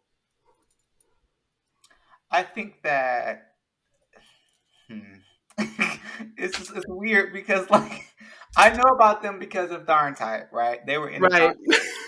too. So, like, at first I was like, cool. I think they're cute. And the show came on and I didn't hate it. Like, I still think it's cool. Like, some of us think that the love scenes were kind of extreme in terms of, like, they just were kind of not needed for a certain part. They cut some of them out. But I think that they are fun in real life when it comes to their interviews. But when it comes to the show, it's not like a Brightman situation where it's like there's no chemistry. It's just that it's not enough for me to just like deem them as one of my favorite ships, and it's okay because some ships I'm not really like that invested in. But as far as that show goes, chemistry wise, it was there. Story was kind of like wishy washy. Like the mama problems and whatnot is just bashing sister, and it was, yeah. It was it was a lot of bratty stuff going around, and there was a lot of emotions not really understood. There was a lot of transparency lacking, and transparency that didn't even be happening. Like it was a lot, in my opinion. It was a lot. But I don't hate the show. I just think that the show as a whole, if you go back to it, it won't hurt you, but there's no point in really going back because, like, you've probably seen a lot of the tropes before, you know? Yeah. So first off, I love Jaw First. Okay, Jaw First is cute. They're also one of my favorite, and I think that's why I'm always biased of Leo and Fiat. I'm always like, they're fine, guys. I don't get what you guys are talking about. But I'm biased, so I'm okay. But they were also in Remember Me. That Yeah, was like a. Have you seen that? yeah. I started watching that. I didn't finish though. A lot of people started and didn't finish. I watched it while it was live, so like I watch every week. Hmm. Very depressing. Oh my gosh. But they're also going to be another one coming. I think it's to my no. I think it is To My Stars or like Starstruck or something. But I love Jaw First. I I think because I'm biased, I haven't actually gone back and watched the full thing of Don't Say No, but I And like it better than Darn Type. you know, and what? it's I'm sorry. I agree. I would take whatever Joffers is throwing out in their chemistry than what. I don't know if we have enough time to get to this, but Darn Type, looking back, is one of the shows that almost, well, it might have dethroned Dark Blue Kiss at one point because I was so angry at Tharn because of just the raw amount of, like, lack of accountability. It was the mental gymnastics it took to make someone who's literally giving their whole heart to you seem like they were evil. It was the whole, first of all, getting over the internalized homophobia, and then it was jumping over that to, like, being able to love someone who actually has put time and effort into not cheating on you. And then it was the what got me. It was the decision to leave someone and not really know all of the story. It was just jumping to the whole different conclusion at the end. And then when he got together and got married, and I was just like, actually, I was thinking to myself, like, so how did this marriage go again? Did you divorce? why I think me when it comes to like so you always have that character and then you have the spouse. I'm always confused with the spouse. How are you attracted to someone who doesn't even accept you, doesn't even like who you are? Like that never really gets me. I'm like, how are you attracted to that? They don't like you. And then darn, he even said in the beginning one of his first line was like he hates people like him. So I'm just like, how? What attracted you to him? Because he done showed you time and time again he do not like you. Tharn is trauma. First of all, Tharn was traumatized. That's what really Yes. made me realize how this was. I knew this was going to be bad territory when the opening scene is your roommate is homosexual. At that point, I was like, oh, it's gonna be one of those. I see how this is gonna be. And then going forward from that, seeing the tactics, the sneaky, conniving things, and my spoiler alert for those who haven't watched Tharn Type in the first season, but like, there's a scene where like Thawne rolls into bed with Type, talking about some. I only want to be with you, basically, and like, but I thought, and then thought Type going, I thought you liked such and such, and he's like, no, it's not the same, and I was just like, what? I actually went back to figure out did I miss something on purpose because where is the jump? Where is the connection? And then it kept progressively getting into territory of just like dang near emotionally um can I say that abuse? Yeah. Yeah, it just got into some emotionally abusive territory, even post Yeah. realizing that he's been traumatized. So that's why I can't really watch Iron Type because it was the amount of gymnastics it took for Type to still, despite love a person that genuinely does not want to get over their own ego or their own patience and their own trauma. So that was what was getting me the entire time. So if anybody asks me why I don't like Tharn Type, it's Tharn because those three reasons. That never fails to get me.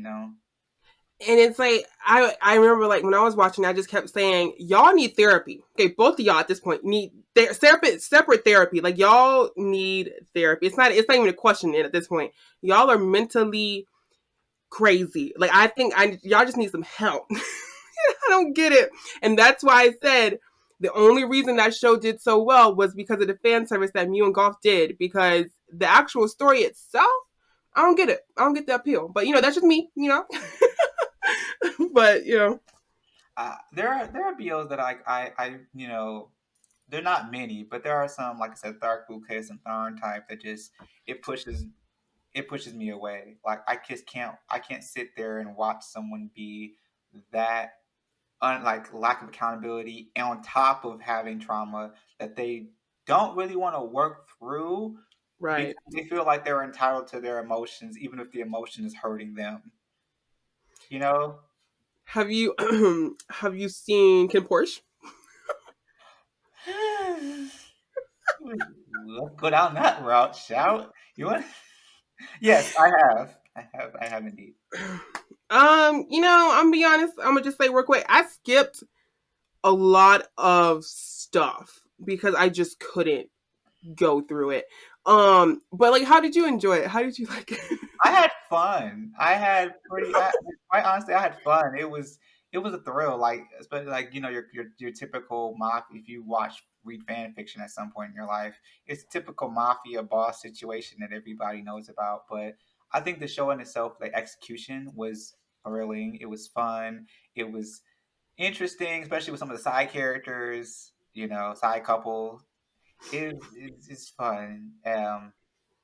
I think that the main couple was interesting. They were very interesting. Like it's been like especially because you could tell like they thought they were in the beginning in a rock and a hard place. Nobody was willing to budge for anything.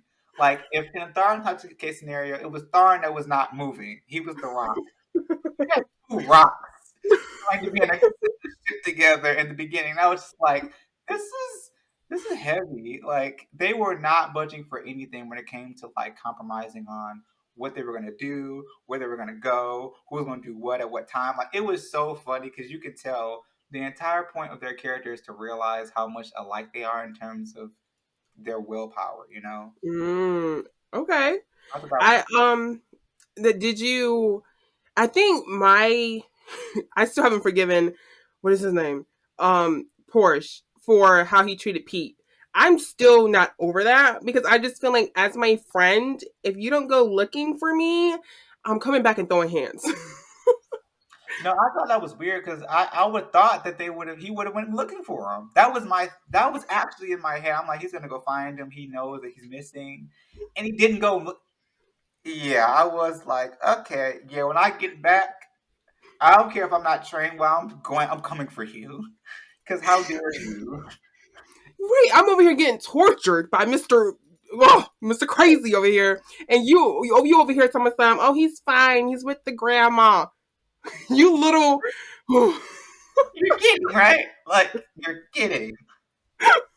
I gave a strong side eye at that whole scenario. Like, okay, I'm only going to ignore this because of the action, but we're going to circle back to the fact that you are an awful friend, and I don't think you even apologized. Even that's what even made it worse. And I was just like, okay, yeah, Pete, y'all can and stay. like and it's like I think also what angered me with Pete, I know, baby, it's Stockholm syndrome, but you had the chance to run away and you didn't take it. I'm so mad at you, baby. I'm so mad. I was trying, but there's no way you're staying for the psychopath. I know he looks good, but he's still crazy. That torture scene had me. I was sitting there just like, this is actually disturbing. Like I hit a point where I almost forgot this was a BL. I was thinking this was something out of DC, like Harley and Joker. I Yes, was yes, I was like, this is kind of like I when I realized this was a B. I only realized it was a BL when things happened and they did stuff. But yeah, at first glance, you're like, this is not it's a BL, right? This isn't like a crime drama or something, you know? It's just it was really weird to see that much psychological warfare in the room. Like and then to break it down, when you break it down, it really is as crazy as it looks. That's the worst part. Like, I thought like maybe they were putting a lot of emphasis on things that weren't super dense, but if you really peel back what was happening in these scenes, it's like power dynamics, it's like trauma of both of their parts, from family to like significant others. Yeah, yeah. it was very dense, and this is off of scenes that are like what 5 minutes long at best. You know, a lot going on. It was a lot, and I remember at first when I remember going crazy on my TikTok. I'm like, I don't see how y'all ship this. This is terrible. You see how you treating him, and then like at the end, I'm like, I low key get it. I low key get it, and I'm mad that I low key get it because I don't want to get it. But like then again, dang it. I get behind this at some point. It's awful, but I think Bible and Bill, they just did such a great job. And I yeah. said the same thing with Mew and Golf. Like they did a really good job for their characters. I do remember not liking Golf at first because I was like, you're doing a little too well, homie. You know, those That's what words of people yours hitting a little too hard. That's what people were saying. I think that was the crazy part. I remember back like I'm reading some comments. I'm like, people are really think convinced that golf is like a whole unhinged monster. Like I actually had to watch his interviews to at least see that he was a decent human being, and that like it gave me Tay all over again. I was like, let me watch the interviews so I don't want to sucker punch him, because if he gives me this angry face, these eyebrows and Sometimes all. the words hit a little too hard. I'd be like, mm. I tell anybody who watches this show, like to rewatch it again, watch some of the key scenes with golf, and like seeing how dang near disgusted he was just by mentioning Mew's character. I was like, you sure you been through something before? This is not like he's actually he's really a cool person. Like he's cool enough to where it's like you go out to dinner, you'll have a nice time. Right. But like this is from interviews, but like when his character came on, I was like, "You sure they didn't make this for you? You sure this was like?" I had to find this was actually a story before became a show. I'm like, "You sure they didn't write this for you? You're Yeah. very good to this." Like Mew, I could see him separating himself as being like somewhat like not entirely this like lacking a backbone. But Hmm. with golf, I really believe that this partially with his story of being this spiteful to someone at some point. That just is a testament to how good he is, though. And I had the one that I just finished, the Ty BL, Work from Heart. I was saying, because I had did my commentary on that, but I was saying how the dad, I'm like, I understand you're an actor, but when he was really angry, he was shaking. I'm like, oh no, that felt real. Like you was really going in, and this is a low budget film. I need you to calm down a little bit. Like I don't know, like he was hitting those words a little too hard. He was, he was a little too angry. He like the slapping that felt a little too real, homie. Yeah, you felt every blow. Like it's weird because like that's how you know the caliber of the actors that they're casting. Like some of these people have been in here longer than than just what we see. Like quite a few of the older actors that are playing the parents and whatnot. For example, shout out to them. They're literally seasoned actors from other stores, other like shows that you may not know about in Thailand that are famous there, and they really Yeah. sell their position as parents or as the abusive parent or as the whatever to this person. They sell it. So I feel for them as playing this part is probably not as easy, but you can tell they're doing well. They do great. Like I remember, what was it, golf's, well, I'm sorry, Tharn's dad. I was like, wow, I see why you were like this, what you were in the first season. you, I you don't even never remember much besides like the traumatic like scene, but I don't remember much from him, which is good. I think I really blocked out Tharn type as much as I could. I just remember for his dad, just seeing the way he talked about, because Type's sister is Golf's dad's favorite actress because she's an actress in the show.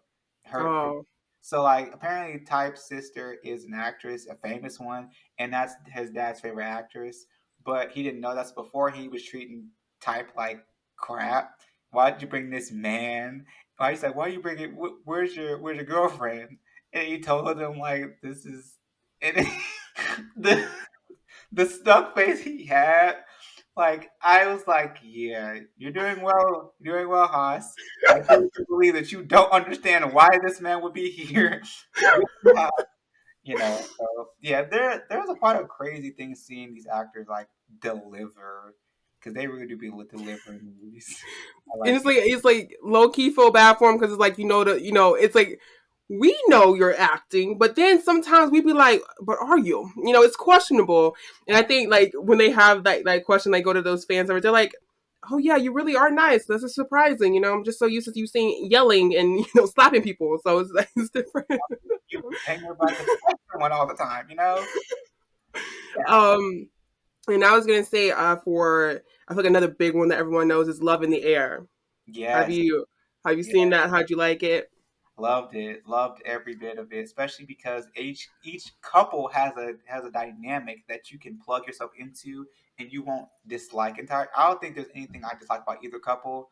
I think that one of the things that I love about certain shows in BL, like for example, going back to Saltus, the reason why I like that is because it was one of the first queer shows that I saw in a long time that displayed any sense of character that wanted to get clarity from their partner. That's why I like the Southwest originally. They showed that, and then with Love in the Air was again a reintroduction of the concept of like communication, wanting to be in the space of someone and knowing when they need the space and when you need to be there for them and communicate how you were going to move forward as a couple if you were going to be, and even if before they got into being a couple in the show they were saying, seeing them say like, if you want to be together, we got to take these steps. You can't be Yeah, you gotta be accountable for this. You have to take care of this business. This is for your school. And I love that because it was like I don't see that. That's why I love the show. I was like, I don't see this level of communication depth and also like the foresight, like them wanting to actually have a future together and them knowing they have to work through things. Even when things happen in the show, they will always sit there, well, there was that whole slapping scene, like that was kind of random, but I still see the communication part, so that's what made me enjoy the show. I loved it. How'd you see it? Like, what did you feel? Um, I think I watched it when it was live, so that's also like the only reason why I even bought like the Iqui that website. Like I had bought the subscription is only because I wanted to finish that because they had teased me with episode 1 and 2. I want more now, so I had to buy it to finish. So I watched it when it was live, and I at first I really enjoyed the first couple, but slowly the second couple just really snuck up on me, and like they ended up being my favorite one. But like I was so invested, especially when the special episode came out, that I was like low key. I wasn't surprised that Rain they dumbed him down. All right, every episode this man just got dumber, and I remember like the special episode when him and him and Sky made the pact of like, all right, we're not gonna talk about that man. All right, we're gonna focus on the trip. A few seconds later, what are we gonna talk about? Y'all got a whole life to live besides your man. Just know that. So I think as soon as they got into relationships, everything else kind of phased away. And I get it, like it's the point of just like the couples and like getting them together. But I had hoped that they kind of kept some type of independence or like some type of like just self awareness of like there's other things besides your man. Um, so Yeah. like that kind of got me, but like besides that, I did like the show, and I want another season because I want to see Sky and Pea Pie, no Sky, Yeah. no I think it's Pea Pie, them Right. get married. I really want that. I think they're the really cute couple. Yeah, both the couples really sold their chemistry. I don't have a favorite entirely because I feel like I actually have to go back and watch some things because I feel like I missed some things. Like the special episode, I feel like I don't remember that one as well. So I'm gonna have to really comb back through it. But yeah, I just remember when I first saw the first few episodes straight out the gate, I was like, this is what I've been missing in a while. Like I haven't had this level of depth filled communication from a BO couple in a while, and it just really reminded me of how I got into BO was because I Yeah, saw for the first time ever queer couples showing a level of maturity and awareness even when they were just in the dating phase. They really wanted to tell each other like what they didn't like, what they've been through, why this doesn't work with them, how they don't like something. I think that's something that I will always like about this show. If I don't go back for anything else, that part is why I would go back. and I probably need to do a rewatch because I'm seeing more and more edits of it. Even though like it's been so long since I've seen it, I'm like maybe it's time for a rewatch. But I think from that company, I was surprised that it was the same company of Tharn Type and Don't Say No because the quality of it, I was like, even like the opening scene of the cars and like the sky, I was like, this is quality right here. So I think the success of the other shows, got the budget for this one. And I think because I think even of both shows to me, this one has, or at least because I've seen it, more attention and just like they really put time into like the fan service, the interviews, everything. I feel like they really stuck with this one, which is nothing wrong with that. But that's why I think we're gonna get a season two because it's so popular. Even the race scenes are just like, wow, it's well shot. It's yeah, I was the attention to detail was really wonderful, and like I noticed that the BOs have gotten better when it comes to quality. Like I said, Not Me does not look like anything out of Theory of Love. Neither does like watching a BO like watching Moonlight Chicken in comparison to comparison maybe Dark Kiss. It's a quality thing is different very much. Like we're in a different time frame. Like the clips, the special effects even on these shows are like way better. Like GMMTV really is pouring in a little bit more love than they ever have in the last year and a half with BL than they have the last 5 years to be honest. And I can tell the Yeah. difference. So yeah, And that's I think, and I said this before, like, I think because Thai bills are doing so well, other countries are picking up on that, and they're like, oh yeah, no, we need to roll these out, and it's like, I feel like next would be Korean BLs, and yeah. again, like they're getting better with their stories and just spicy scenes, but the Japanese BLs, I feel like have always had this level of like I don't want to say like they are depressing, but they've always had these stories that are just very interesting and like kind of kept my attention, but they've always been so short. And like same thing with the Korean BLs, they're always so short. It's like, okay, you get 5, maybe 6 episodes, all right? Y'all good with that? And it'd be like 20 minutes long. Dang, we can't get a little bit more. Like for example, watching Choco Milkshake last Hmm. night, I was like, dang, 11 episodes went by that fast. Why? And I realized they're about 12 minutes long. And I was like, what? I'm watching just literally a few YouTube episodes. Like, I feel the YouTube video ness of this because it's like 12 minutes, really, and it's only 11 episodes. And I think that's also to me more impressive because when it's a good story, the fact that they can fit it in those 6 episodes or 12 episodes and being that short, the fact that they can fit that in there, I think is just very. It's a very good story. They can tell a story well if they can only fit it in those amount of episodes. So it is nice. Um, and then there's the Chinese BLs, which is very long. But I've only seen one Filipino BL, and it was kind of like a web series thing. I forgot the name. I think it was like Hamy's Heart. I think that was what it's called.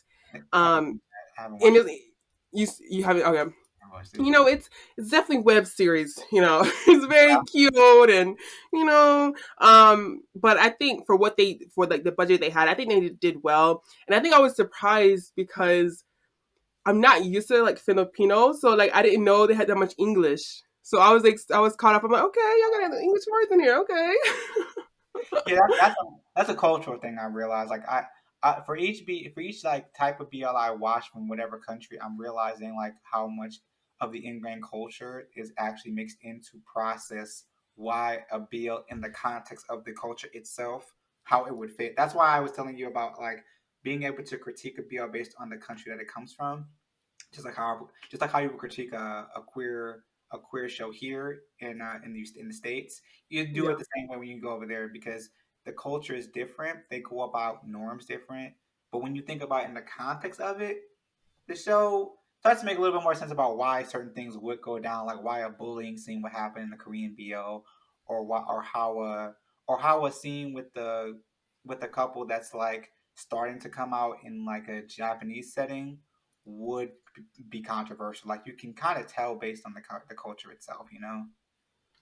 And I think I would learn that just from, of course, the Untamed. Just like diving deep into that situation because I think my thinking is if it's so, I guess taboo is the right word for it, over there, it's like why even put out as it a bromance? Like why not just even shut it down? Because I think it kind of gives hope to, I guess, citizens there of like, okay, they're getting more okay as they can with the subject. But like as international fans, I think exactly what you said, like maybe they don't understand like over there it's just really not. It's Yeah, not okay. And so like we can't judge it the same. So I definitely have learned that. So yeah, it's different.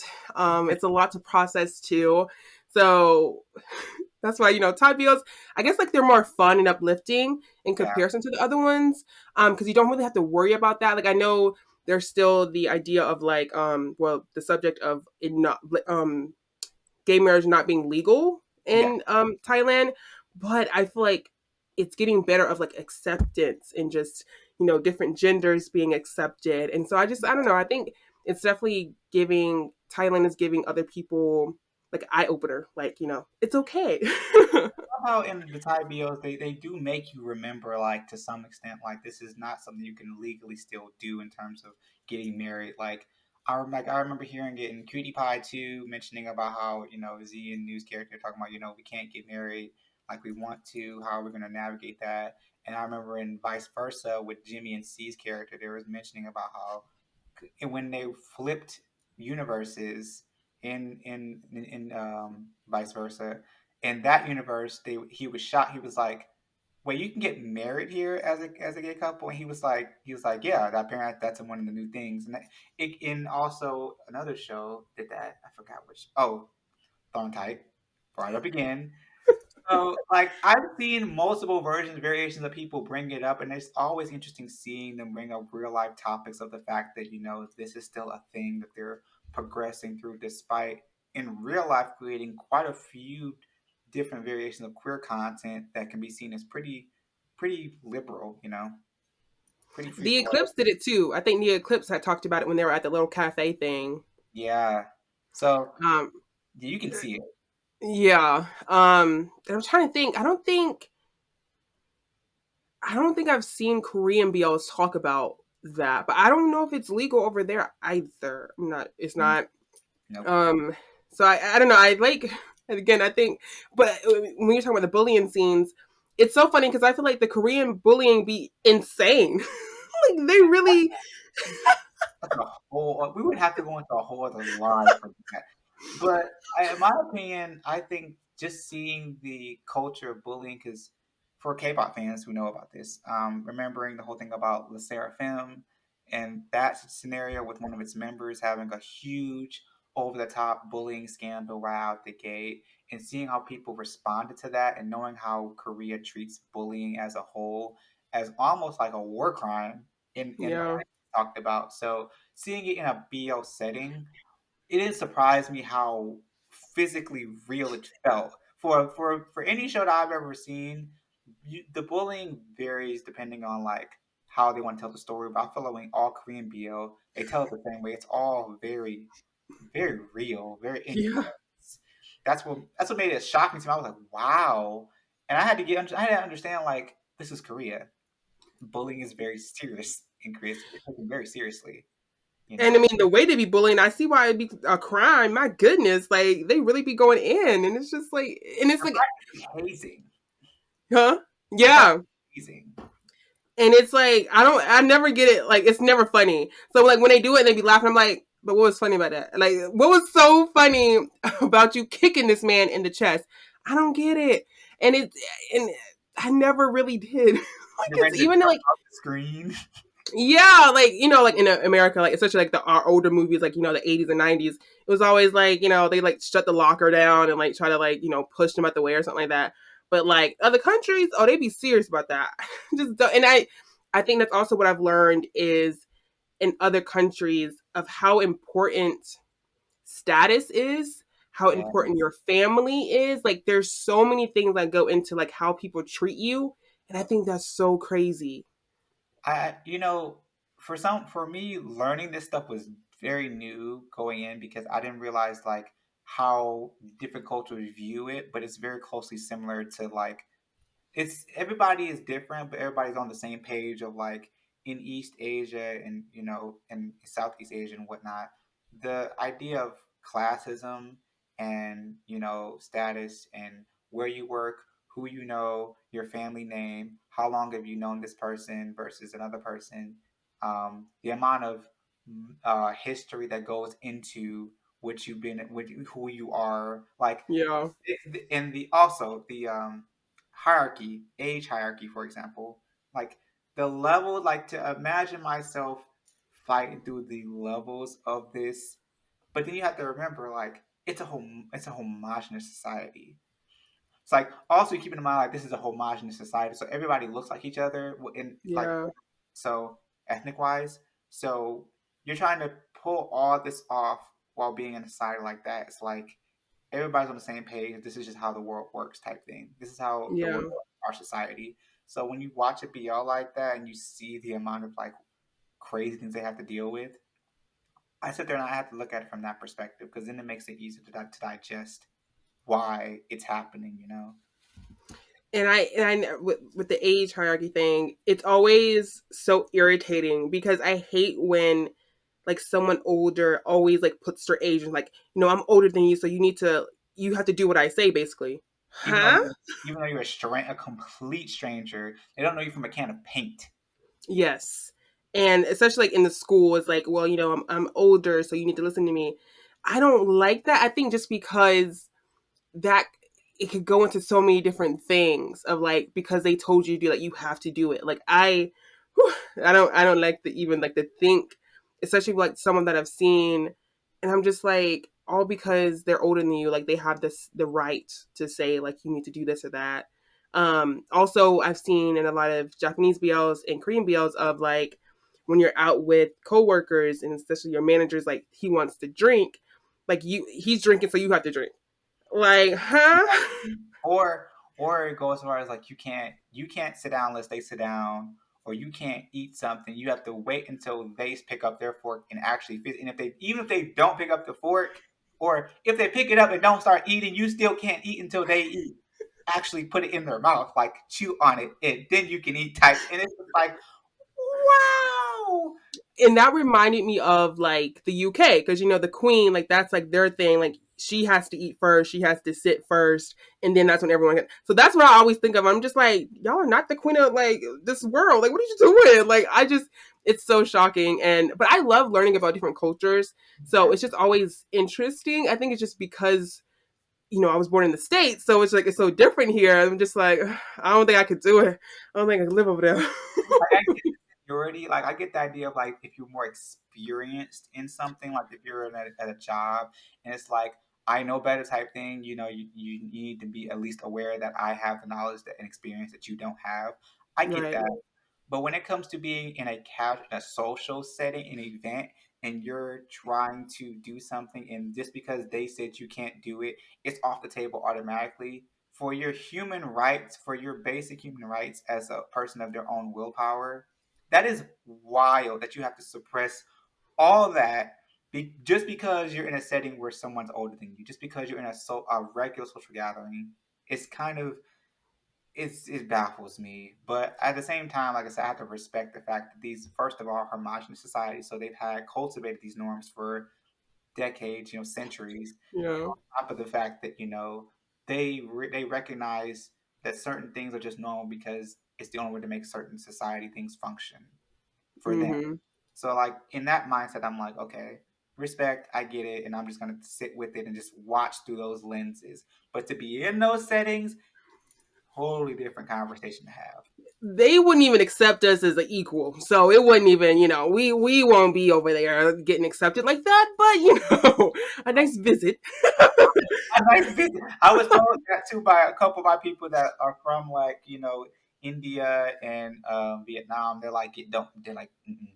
They're like, don't go over there thinking you're going to be permanent. Mm-mm. That's not how this works. You're going to go over there. You're going to have a nice time. You're going to come back. I was like, okay, I'll do just that. I say, and it's okay with me because I want to do that. I don't want to stay. I want to go back to the states. We got our own problems here, but I will gladly stay over here. But I love visiting other places. And I had remember one time I looked up. I was going to ask you of like Indian BLs. I'm like, let me just, I want to experiment and see what they have because I think it's kind of taboo over there too. But I was like looking it up. They have a few. I couldn't like actually watch it, but they have a few. So I was like surprised. I'm like, okay, I'll see you. Yeah, I didn't realize how many countries actually had a BL in there in like any Asian based country. I didn't know who had what type any BL at all, because of the taboo situation. But yeah, you're the first person telling me that there exists any BL from India. That's the first I've ever heard of that. That's news to me. Because I was interested. I'm like, you know what? Let me see what's going on because I don't watch many Indian series in general, and I haven't. So I'm just like, oh, let me see. One time I looked it up, and they had like a few of them, but I didn't actually go and watch it. But I seen the titles. I'm like, okay, okay. At least y'all got some. I just wanted to see if y'all. I wanted to see what y'all was doing. And as far like the Vietnam BLs, I've seen one or two that were like short. They were kind of like 12 minutes, and that was a full thing on YouTube. So I haven't seen like a full length one, but like they love beauty. I feel like a lot of the Asian countries they're so focused on beauty is such a huge thing for them. A whole other can of worms. Like, because we're K-pop fans, so we understand why the thought process makes sense. Like especially if you've been a K-pop fan for any type of reason, especially being an older K-pop fan, especially for you, it's just like common sense. Like, yep, they're gonna do this because they think that this person's beautiful enough to be qualified for this, even though it doesn't make any sense by no stretch. They could be unqualified. It could be like one of the worst actors or anything, and they'd be like, he's beautiful. Get him in a show, call it a day, sign him a contract, and the next thing you know, he's famous or she. Like it's like the jumps in mindset because of the beauty and hierarchy combined. Also, a thing you have to remember, like you combine all this stuff together, beauty, hierarchy. It it you're just like, yeah, you like keep it. It's too much, and like especially like with K-pop, there's a whole like visual line. Oh, he's the visual or the face of the group. What are the other ones? I personally would be offended if somebody didn't say I was the visual of the group. Okay, well, it ain't that serious. So I think, and then also sometimes that bothers me, and it's like because I am plus size, but like a lot of the times I be seeing these series, they be like, don't eat that, you'll get fat. They not gonna get fat, boo. They not. They ain't even gonna get close to that. Like, they gonna be okay. Fat shaming very real as well. Fat shaming is very real. I saw, I saw, I saw, I actually saw a tweet. Somebody said there are stores for plus size people with names. You And seen that? And it was like moo moo. It was like moo moo. I was like, what got me, what sent me over the edge was seeing Fat Cat. And at that point, I turned my I said, "That's enough internet for me today. Enough." They would, I feel like they would run from me if I went there. You know what? I might just do that one day. Just like go there and see what's up. Like, you know what? Like, what are you gonna do? But I did see one time that like terrified me. It was this other plus size black creator. She had, I think she was either in Japan or Korea. I couldn't remember. And she said this lady walked up to her and jumped on her, just like out of nowhere. Just jumped on her. And I'm Mm. like, what? Like, ain't no way that's real. Like, I'm not, like, no, it's not real. I've I'm heard confused. stories, but what? That's new. I've heard other stories about people that look like, for example, us, and Yeah. like going to other countries, but I never heard something I said, and to me, I'm just thinking, like, do they not find that offensive? Like, that to me, that's disrespectful. Like, you don't even know me, and just out of nowhere, not a hi, hello, you just jump on me. That's crazy. like that. And you're Like, hopping I on my don't, back, piggyback style, as if I don't even I wouldn't even let certain cousins do that, and you're trying to, and you're not even nowhere near that. That's amazing. The leaps in logic is fascinating. very, and I'm just like, this is crazy. Like, and I guess switching gears because I've heard many U.S. fans kind of complain about how we don't get fan calls or like tours and stuff from like Thai BL, like the whole thing. So like, how do you feel about that?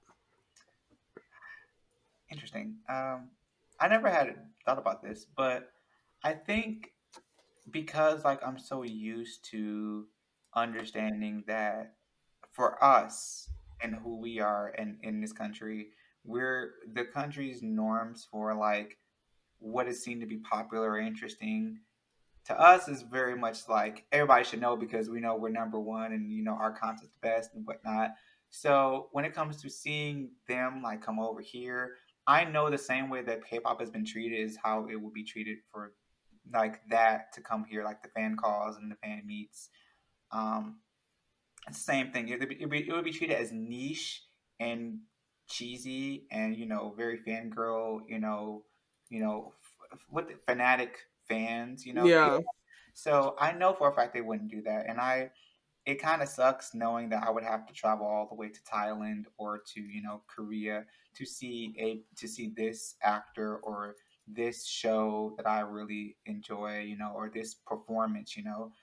It sucks, yeah, but at the same time, I had to understand like the logistics of why. Also, it's Asian based, so K-pop didn't really start having its own amazing world tours until what less than 7 years ago, 8 years ago, really. Like I also because I know quite a bit of the history of K-pop, so I know for a fact the industry is young, and so for them to start doing world tours only about 7 or 8 years ago, and it was considered niche. I understand the idea of not having fan calls or whatnot here from Thailand, BL dramas and whatnot. It's the same premise. It's very slow building. People wouldn't get it, and also I feel like because it is Asian based and because it is very like centralized, like they just really want to connect with their fans in this certain area. You know, I, I'm not mad at it because I get it. They probably wouldn't make as much money as they would here over there when it comes because they interact with more of the fans over than they do here. So I understand. I'm not mad. It's just it sucks. It sucks a lot. right. I get the business side. Like business wise, I get why they haven't done that. But from a fan perspective, it does hurt. Because I would love to if I was to run into any of the actors or I would definitely be interested. I would definitely have a bunch of fun going to a concert. From a certain drama, fan call, whatnot. It's just I get why. You know. Yeah, and I've seen like I've heard both sides of it, and I definitely get it as well, especially when it comes to like the money side. And I know in my last BL chat, um, one of the fans were just saying like you said, it's like very new. So it's like since it's so new, it's probably like no time soon that they would even do that. But then I was also thinking of kind of like how KCON is Yeah. like. a version of that would be nice too. Like, because like if they do come over, we know it's gonna be New York or LA. Like we know it's gonna be one of those two. Chicago, So, Chicago at best. right. So I think for me, it's surprising they haven't even talked about that. But also, fan calls to me would be easier for international fans because they don't have to travel over here. They just got to do the whole call thing. Um, and I don't know. I think it's weird on that. But I do like that they have like the merch for international fans. Like I know they just got the light stick thing. So a lot That's of new. fans are excited about that. Oh, you get one? No, I was thinking about getting the off good one, but I don't know. I do feel like to some extent it's because as you just said it's new. Like the light stick thing is new. Light stick thing is totally new for BL. For any of the Thailand content, it's news. But I feel like when it comes to our international like fan call, I would love it. I also realistically, I do know that people you give them an inch and they take a mile because Mm-hmm. international fans operate differently. This is what K-pop is actually experiencing in the aftermath of becoming globalized, is Mm-hmm. realizing that certain fans, especially internationally, you can't treat the same way as every fan because the mindset works slightly different. Because for Asian, and I know people would say, what's the same premise? These fans are hysterical and extra, and I do see it. They could be very wild, when it comes to their own people, but I think international fans are bred differently. So for them to have a fan call with us, it's like shooting the dice. It depends on who you're talking to, and you never really know if you're gonna have that one fan that's gonna basically feel like it's gonna ruin it for everybody, or give an actor a bad experience, or shock them into like not wanting to do A, B, and C. So I am very conscious of that, but I would love to see it, especially because I know for me, I probably personally would be dang near interviewing them versus actually being a fan. I probably would be like, "So, do you remember this show you did? How did you feel about that?" So, and because I'm going into professionally going into something journalistic related, so that's my problem right now. If I was meeting them, I would probably forget that. Oh yeah, I'm a fan first, but Yeah. I think fan call watch for a normal fan, for people who are not like me, for example, it really is a shooting in the dice. You never know how one's going to experience something that may not be good, So I get it. They're also just centralizing their audience of Asia based audience. And I Yeah, was gonna also say, I think an issue would be like the language barrier because yeah, we already get that with with the K-pop. I think more K-pop, more like a little English. They're so cute with it. But a lot of Thai actors, like really, I can name the ones that I know like are fluent in English. yeah. Everyone else is gonna have a tough time. So I think that could also be like an issue when it comes to international fans. Yeah, I agree. And I'm not learning Thai currently. Of course, I am learning Korean, trying my best. So, but learn like the things I hear, because you watch enough of anything, you start catching on to certain phrases, words. Like that's why I'm like, okay, so if I was to meet this actor, how would I respond without making them feel like I don't understand that one word he's saying? How do I make them feel at least comfortable enough to be like, "Hi, are you okay? Good, okay, cool. I love you." You know, I I want to get that far. I want to have a whole philosophical conversation about the inner workings of their mind because we're not going Yeah. to as a language barrier. But if I can at least get through the language barrier enough to like get to that, it'll be fun. But I know everybody doesn't speak Thai. I don't speak Thai, so it's gonna be. I agree. It's gonna be something. It'll be a mess. And I was seeing it of fan calls with K-pop of just like either the idol does not know English or like the fan doesn't know Korean, and it's just so awkward.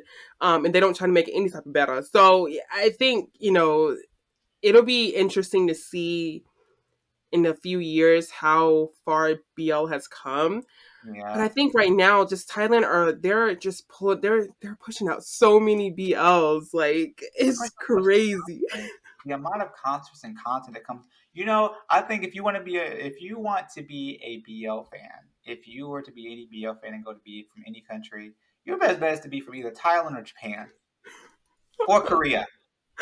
But I personally feel like if you were going to be anywhere, you're going to be in Japan because the amount of times you see, like, I go through Instagram, my timeline pops up with pops up with actors. I've been to Japan. I'm in Japan right now. Fluke, Gun, this Oh actor, yeah, actor, and I I'm think just first guy went. Yeah. first guy. Yeah, they were vacationing in Japan or they were working in Japan. Earth makes it's like gosh, they're all doing concerts and they're all vacationing and they're all seeing the sights. And I'm like, if you're a BL fan and you're in Japan, you hit the jackpot because they're either vacationing or they're on business. And even when they're on business, they're probably still eating out somewhere. So you'll probably still spot them in a spot. Like certain spots are in Japan, I'm just like, oh, okay, I know what that is. No, I'm kidding. I'm kidding. I'm kidding. But Well, yeah, I think also the problem with like Korean BL fans, like we have to worry about the military. Like, K-pop we used to that anyway. But yeah, like I like forgot, y'all still gotta go too, huh? Okay, great. yeah. Yeah, at some point you're just like, oh yeah, I give up. Like I can't be too attached to you because I know you're gonna go soon. By the time you get back, I'm probably a whole different person. That's why like right now I'm just trying to focus off of Korean BLs because I'm like I think the last one, so semantic era, like that one when he had to leave, I'm just like, see, I got invested and now you had to leave. So now I'm done. Right now I need to take a break. I mean, he left right after. It was like, yikes, really? So yeah, And now everyone's waiting. They're like, when he gets back, there's gonna be a season 2. When he get back, okay? I'm already waiting for my other military base. Like when he get back. when he get back, like you do realize K-pop teaches you waiting is waiting, and you feel it. You feel it at least because for if you know this, Taemin. Hmm. Taemin leaving. I remember when he left, and I remember at some point being like, "Okay, so when he coming back?" 'Cause, the music industry is a little off to me. I need to bring him back. And when Beckham finally got back from EXO a couple months ago, I was just like, "It feels like you've been on hiatus forever." So the dude is in BL. I'm like, no, because the difference between like K-pop and like BL is that because of the stories that's being told through visual storytelling and like actual TV versus like music, you feel it closer because of how Hmm. you see it in real time, your attachment happening through the show and through the story. So to try to deal with detaching from a Yeah.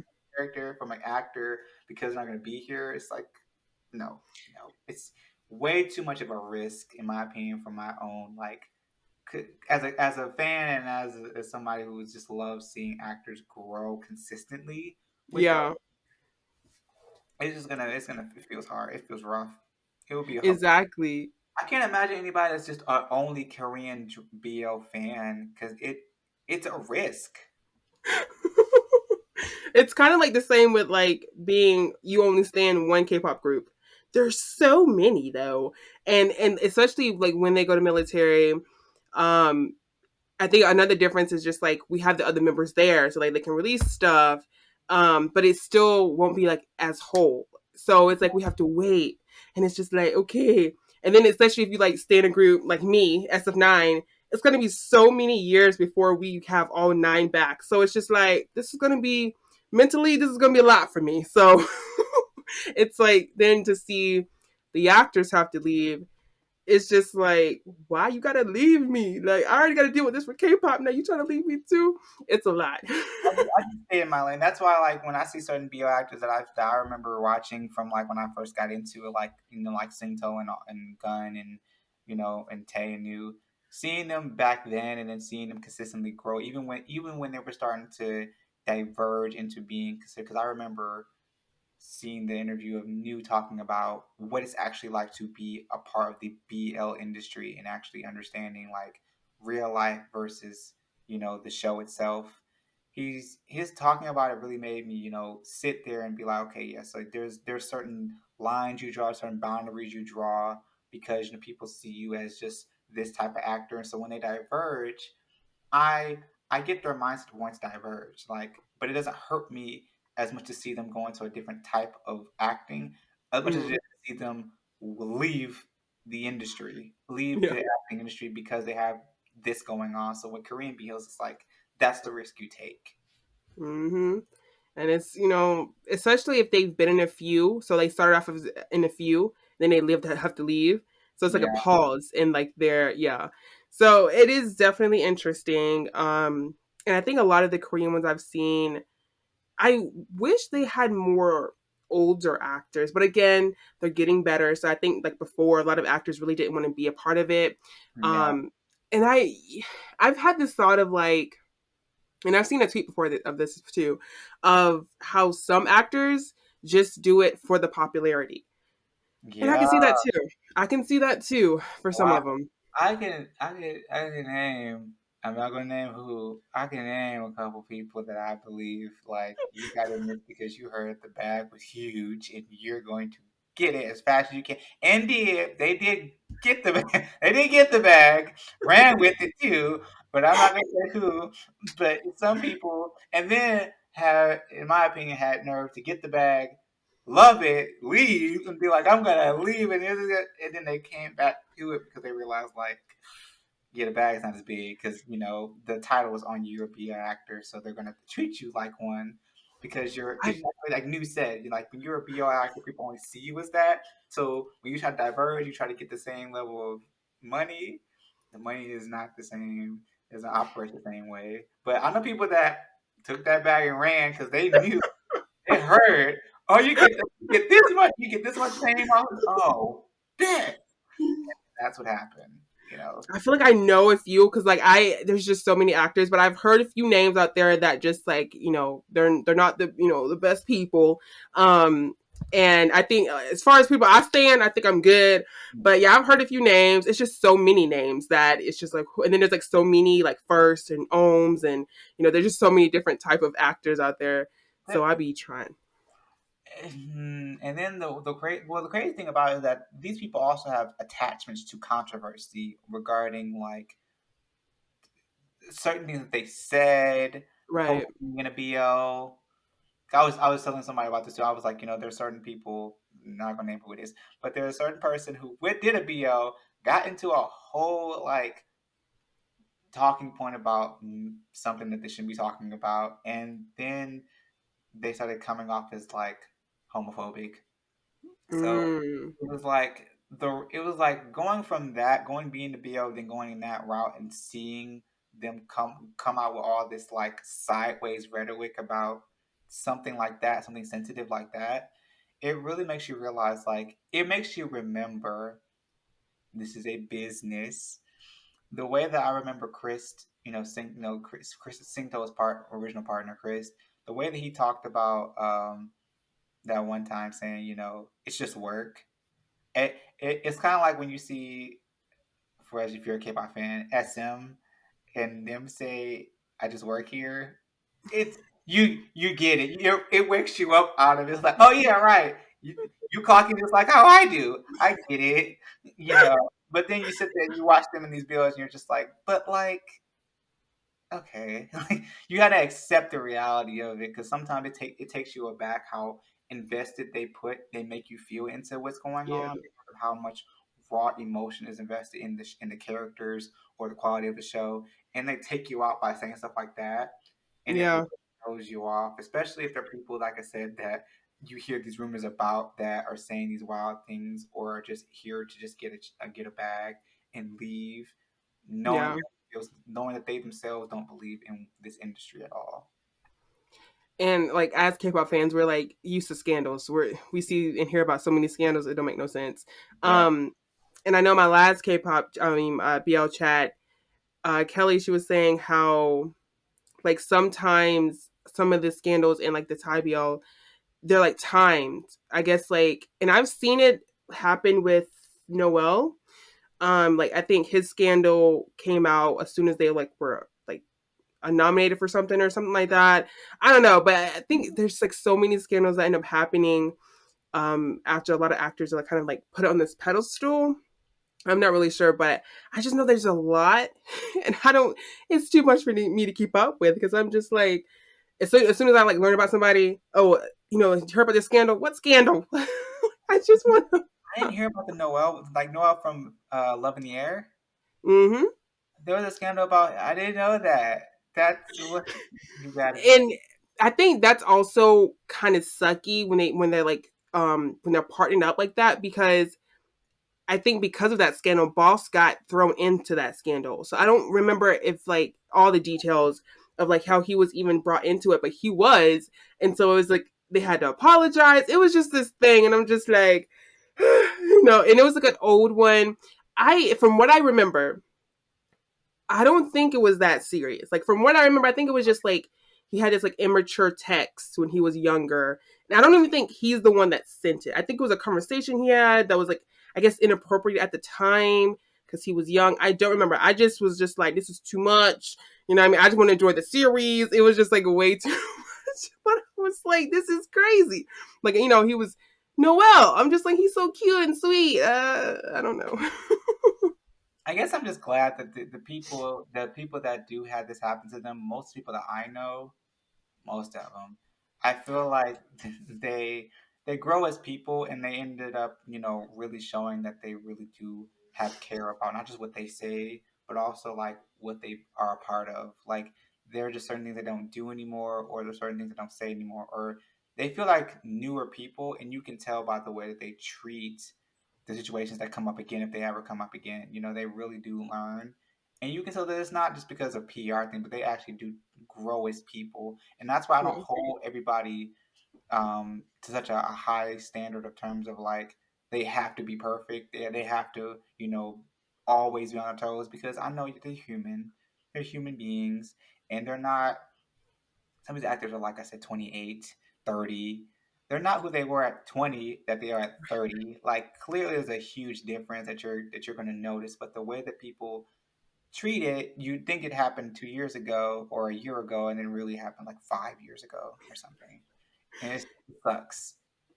And I think also what goes into it, especially for me, is like how they respond to it. Because I think sometimes when they come off hostile, when someone like say like I remember you did this, and they come off hostile, I'm just like that's so suspicious. You had to come off that crazy about it. I think it's also like you said, some of them are just like so old that they're like y'all bringing that up. Like I apologize. I dealt with that like so long ago. Like why are y'all bringing that up? So I think it just really depends on like I guess Who? what was done, but Yeah. also we have to remember of like you said like in Korea like bullying is like such a big deal. So if that's going to come out, it's like a huge deal. So it really depends, and it's just I don't know. Like you said, I don't hold these like on these pedestals either. Like they're normal people. Some with talent. Some look good. So it's just like it just really depends. But it is definitely interesting being a fan, like a K-pop fan and a BL fan. Whew. It's a lot. Yeah. And I know what it's like to be both, and run like accounts based on both. So like I know what it's like to have to dip in and hear through the grapevine about this person or that person, and to hear the whole story would also be impossible, because some things you just will never hear about entirely because they won't come out about it. But when it Yeah. comes to like it's like, so I get, don't get me wrong. There are some people that are like they've been in the BO, even if they weren't the main character or the main couple, that'll be in the show or say, oh no, they'll say something outside the show, like on a variety show, or even like in a thing like Safe House. Say some things, and you'll be like, but weren't you in? So why would you bring that? Yeah, it feels so that I know that, and then some of them are actually older. Some are the same people that you would think are the right age of like better. But Right. I'm like it's my concern. I get it. You are human, and clearly you have not learned, or the culture hasn't taught you anything about this or what not to say about this. So leaving on the table. But for the most part, I think most people, when they get them or they try to charge them with this crime of being this, most of the time it's like that's way past what they are now. Like their Yeah. evolution has already taken hold. At this point, it's no point in bringing that up. And when you was talking about like them not knowing any better, it's have you watched Safe House? Like have you seen clips or just kind Yeah, of I probably know what you're talking about, because I was thinking about it in my mind, and I my first thought was like, okay. that was interesting. I'm gonna just say this. My first, I don't know if you've seen the show Triage. Mhm. That was the first time I seen a black person in a Thai BL. I was surprised. Yeah, I yeah. was like, not a black person. So it got me thinking of just like, because I feel like Thailand is used to darker skinned people, like Yeah. compared to Korea. Like if we go to Korea, we know they're gonna really look at us crazy. But like going to Thailand, there's darker skinned people. So it's just I think that shocked me, if anything, of that the whole safe house thing.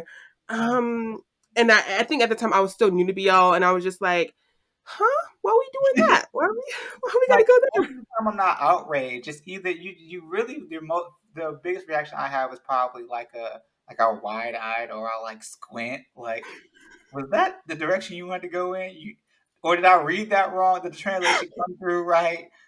You want to give it that. You want to be like, translator messed that up, or no, you meant this.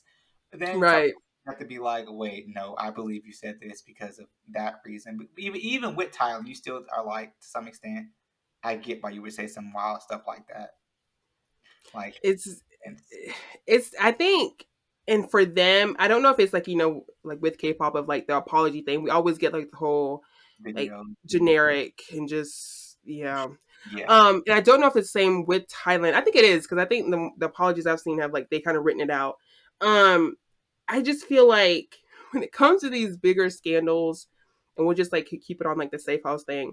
I feel like if they were so loud to disrespect or just like do how they did it to like apologize wasn't that hard. I don't think it was hard, or maybe I don't know if they wanted to, just they just want to like dead it out, but I just feel like they know they have international fans, so I was just shocked by it. Well, like with Safe House, it's funny because that's a live thing. Like it's going on in real time, and so that's why when you see this stuff and you hear about it, you're like, y'all did this live, so that means you meant what you said because Yeah, it's not. This isn't a script, and this isn't pre-recorded. You're saying this in real time. Everybody sees it, and yet this is you didn't think about any of that.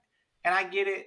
They're like, so they're people, but it's just weird how like when you hear this stuff, it's almost like it's super off-putting because you cannot believe like that they know for a fact this is happening live, and you're saying yeah, it being this type of way with words that you know you have no business speaking about, or sometimes it's directed toward a certain another fellow actor, and you're like, was that necessary? It's like, right.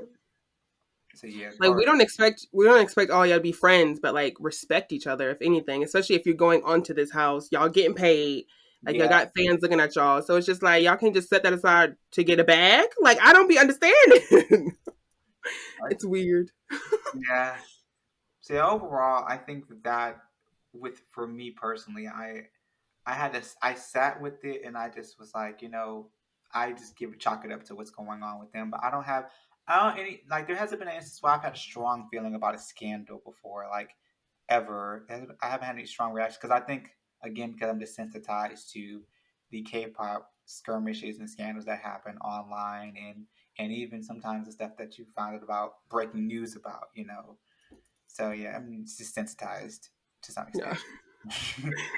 Is there any like actor, Thai actor, or I guess BL actor that has surprised you being fluent in English? Well, Tool was a good example of somebody like I wasn't surprised. He just some of the words that he said, it was like the way he was enunciating. I was like, okay, I'm interested. And he was giving conversation. I was like, oh, I would have this would be fun. We can have drinking. And you're going to tell me a lot. But when it came to like a shock, like a true shock, I think the biggest shock was probably seeing. Mm, what was it? Who was it? Drake. Yeah. Really? That was a shock for you? That was a shock for me only because like I didn't know him that well. So like when I was like, wait. I was like, that accent was pretty I was like, it was pretty good. And then he kept talking and he told me, he was telling about I'm from, the States. I'm like, oh, okay. Makes sense. But no, actually no, the ultimate shock probably is what is his name? He's in What show? Never Let Me Go. Oh, I know who you're talking about. Yeah, I don't know his name, but yeah, I know who you're talking about. Yeah, the lead actor. Yeah, him. Mm-hmm. When he I remember I first heard it over like a clip of something because I was scrolling through things and I was just like, oh, okay. And he was speaking in Thai. It was during the pandemic. It was during the pandemic, and he was talking about COVID. And he was speaking in Thai.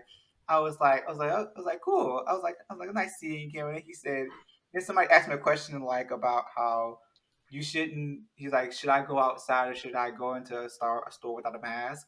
And then he had speaking like, "Oh, you should not be going into the store with with masks, because of COVID." And I said, Not D voice. I had to rewind it. I said, "What? What was that accent?" I mean, the accent was strong. It was well enunciated, and it was the tone it took off. I was like, his tone is like dream boy type thing, almost like, I guess the best way to put it, actually in a more ideal sense, it's like when you speak to a sales marketer like on a phone. That's what it's that's what like Like proper. yeah, yeah, but also like the tone it took off. It wasn't just the fact he enunciated well, it was his actual tone of his voice. Like if I went to call a toll free number, that's the voice I would hear, and I was just like, I was like, what was that? And he was doing it, Never Let Me Go. He would bring out the tone, because like I don't know why his tone of voice is just great for marketing. Like, wow, he would sell something in a heartbeat for sure. Yeah, he surprised me. Um, I think Drake didn't surprise me because I'm like he looked mixed. I'm like you look mixed, homie. I wasn't that surprised with Drake, but Santa surprised me. In like the 12% show when he spoke English, I was like, what is wrong with you, boy? Like, get your 18-year-old self over. No, no, no. I admit, when I did hear him in that one, I know we're talking about that one scene with Earth, on the bed, and I was just like, I was like, "¿Qué?" It's like, come again? Because at first I didn't know, because I think I heard he spoke English, but I only thought he spoke like a certain amount.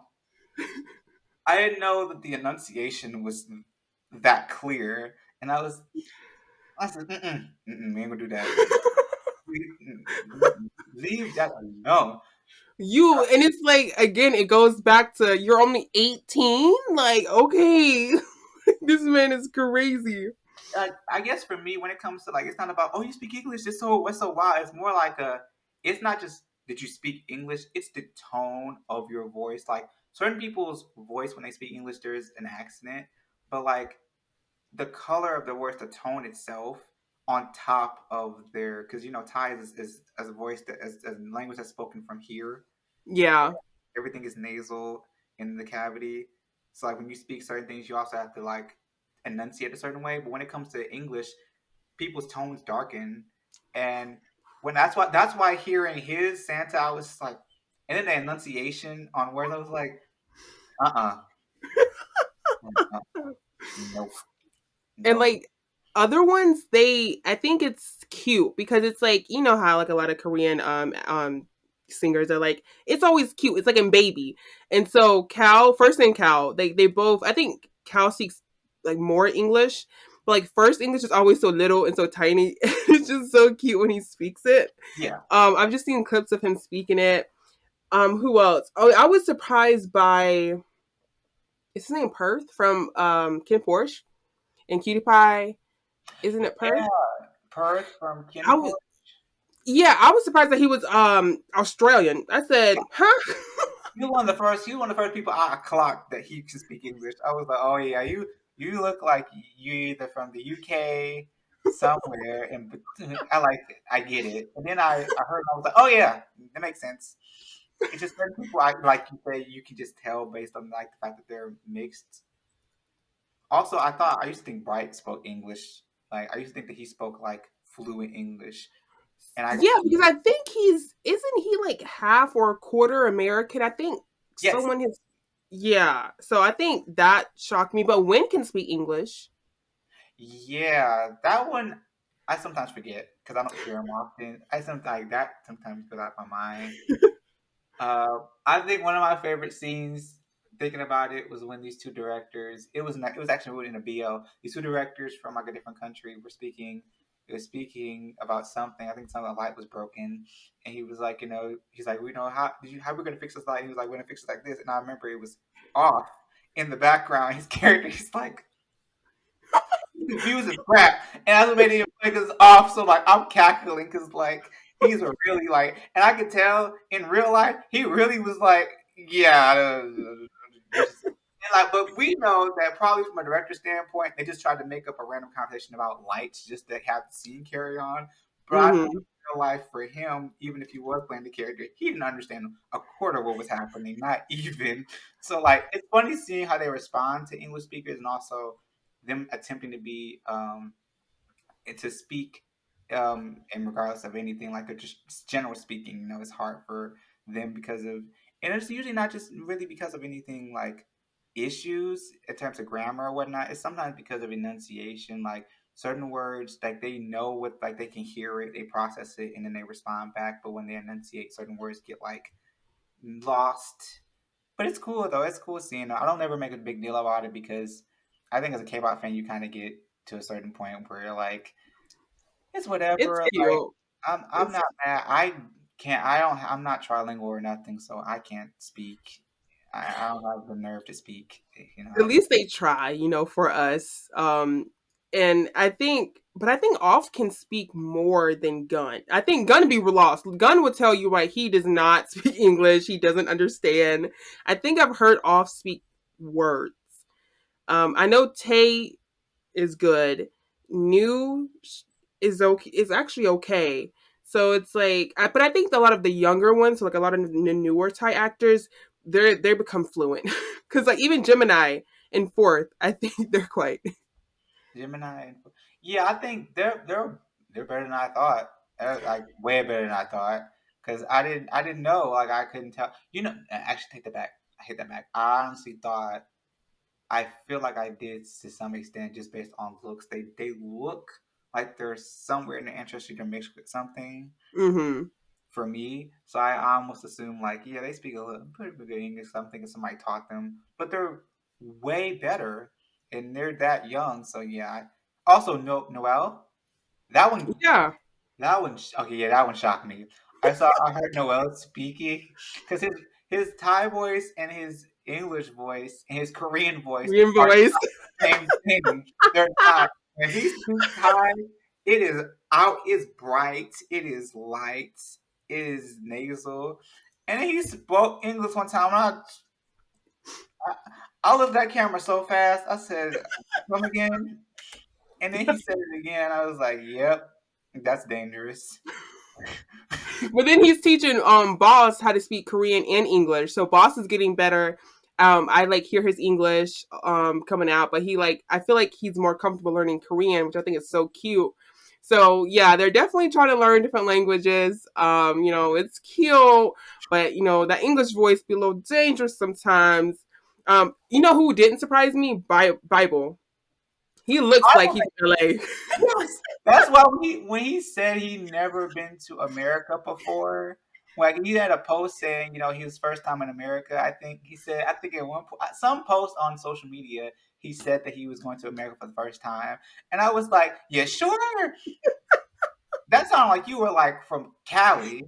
Yeah, you definitely from boy. Don't play with me, like. He's at least from Cali or somewhere on the West Coast. That Yeah. was so clear. Like I swear, he sounded like a couple people I know that's out there. So him saying that, I was like, "You're sure?" And then Jeff, Jeff also surprised me too because I was like, I saw him in an interview with the Kim Porsche cast speaking, and I was like, "Jeff, that you?" That man better not come to the US. He can't. He's not allowed.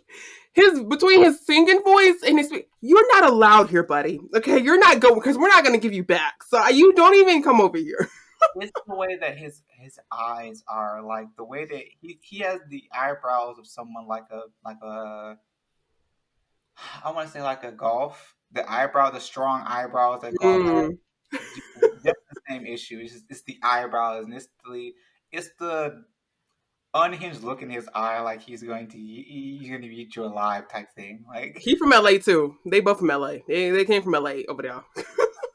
I didn't like the fact that he knew English at first because I was like, no, no, you're a threat to everything. Like,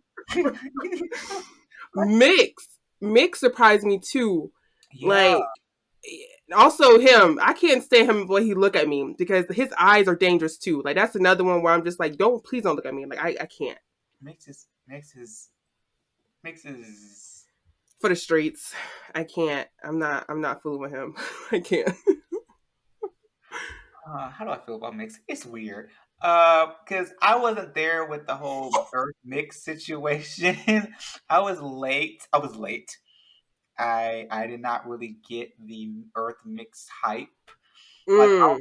I knew Earth because of his relationship to Nude during the Waterboy series. That's how I first knew about him. So when I saw him in Mix, I was like, "Oh, they're popular! Oh, they're popular, cool. I'll see them around." But I didn't really get invested in them. And then when I got to trying to figure out who Mix was by himself, and I was just like, "You're a little something, Huh? something." It's like you're a little something, you know.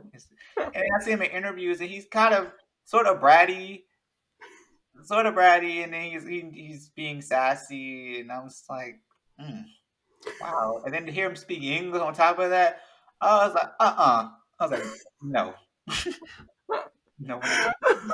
No, like, He's but Earth speaks a little English too. yeah. He speaks a little English. I think Fluke does too. Fluke is actually an English major. Oh, English okay, major. He graduated in college with an English major, I believe. So like, okay. yeah, hearing him speak also upsets me.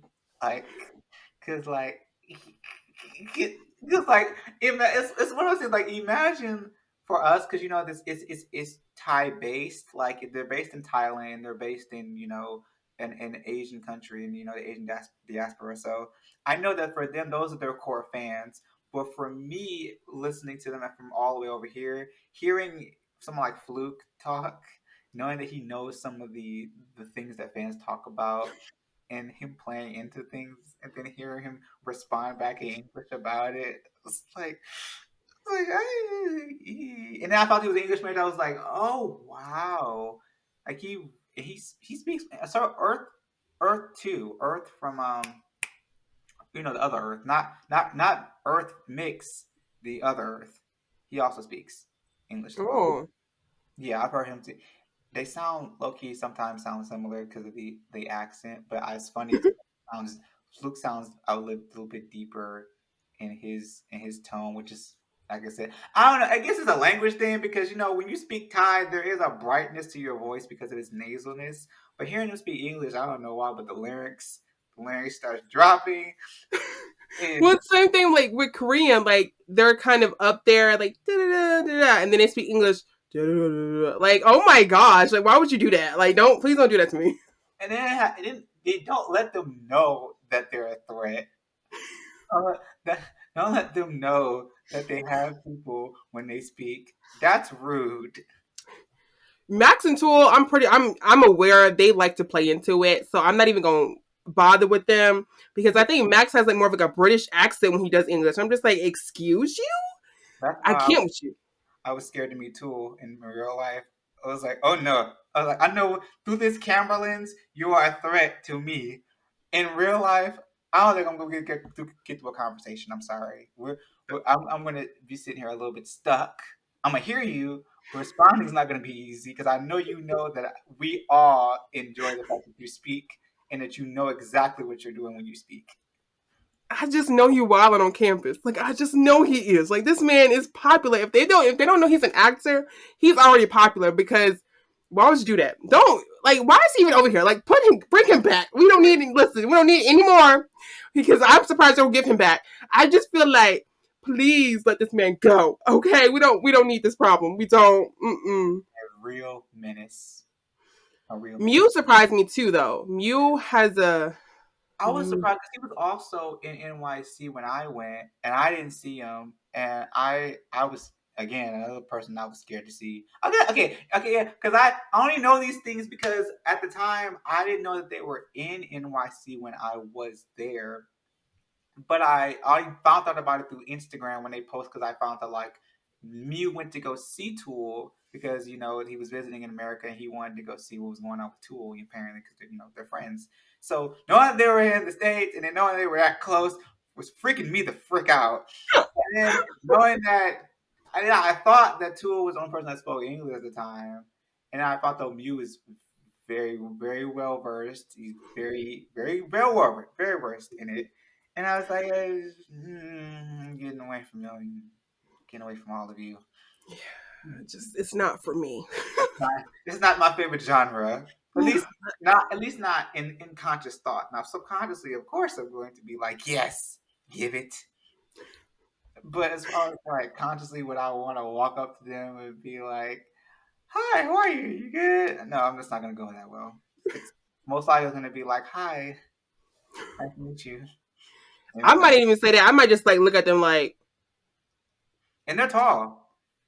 but yeah, I'm tall too, so it's not gonna. I think if anything, they'll be shocked to see me, and they'll be like, "Oh my gosh!" And I'll be like, "Yeah, you walk up to me first. That's right. You know what I mean? Say something to me."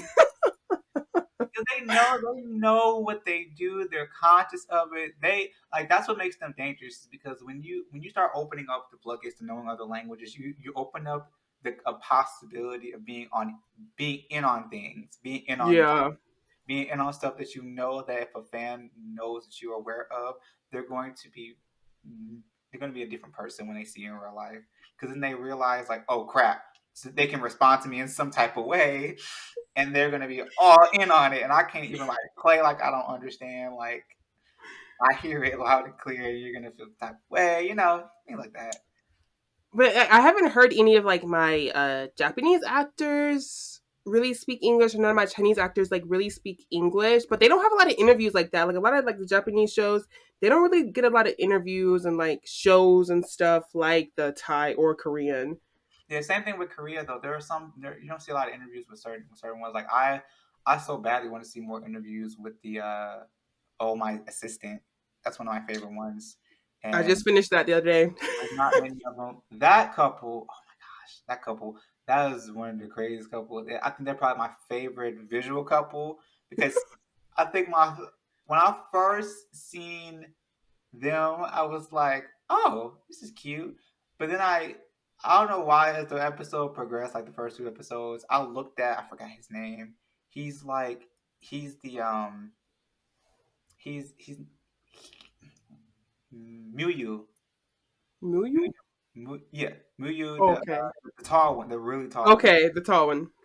Yeah, when I saw him, I saw his gaze. He looked like he stepped straight out of a webtoon. It like somebody drew him. Like I swear, if you put him in a webtoon, it's the same. It's just like page for page. Like it's easy to draw him. Like I was shocked. Like his visual stunned me. I was like, wow.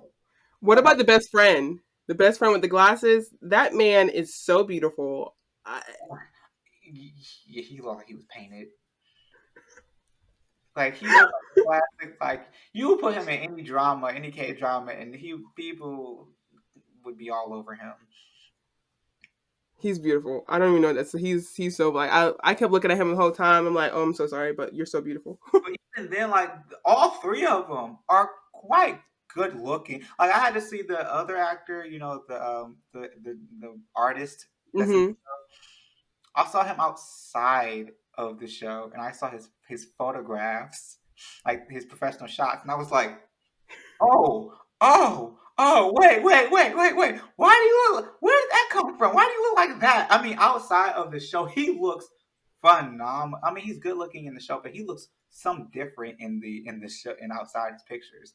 It's kind of They crazy. be playing. They be playing sometimes because, like, first of all, some of them, like, they have always had the bangs. So sometimes when they had the slick back, that's shocking.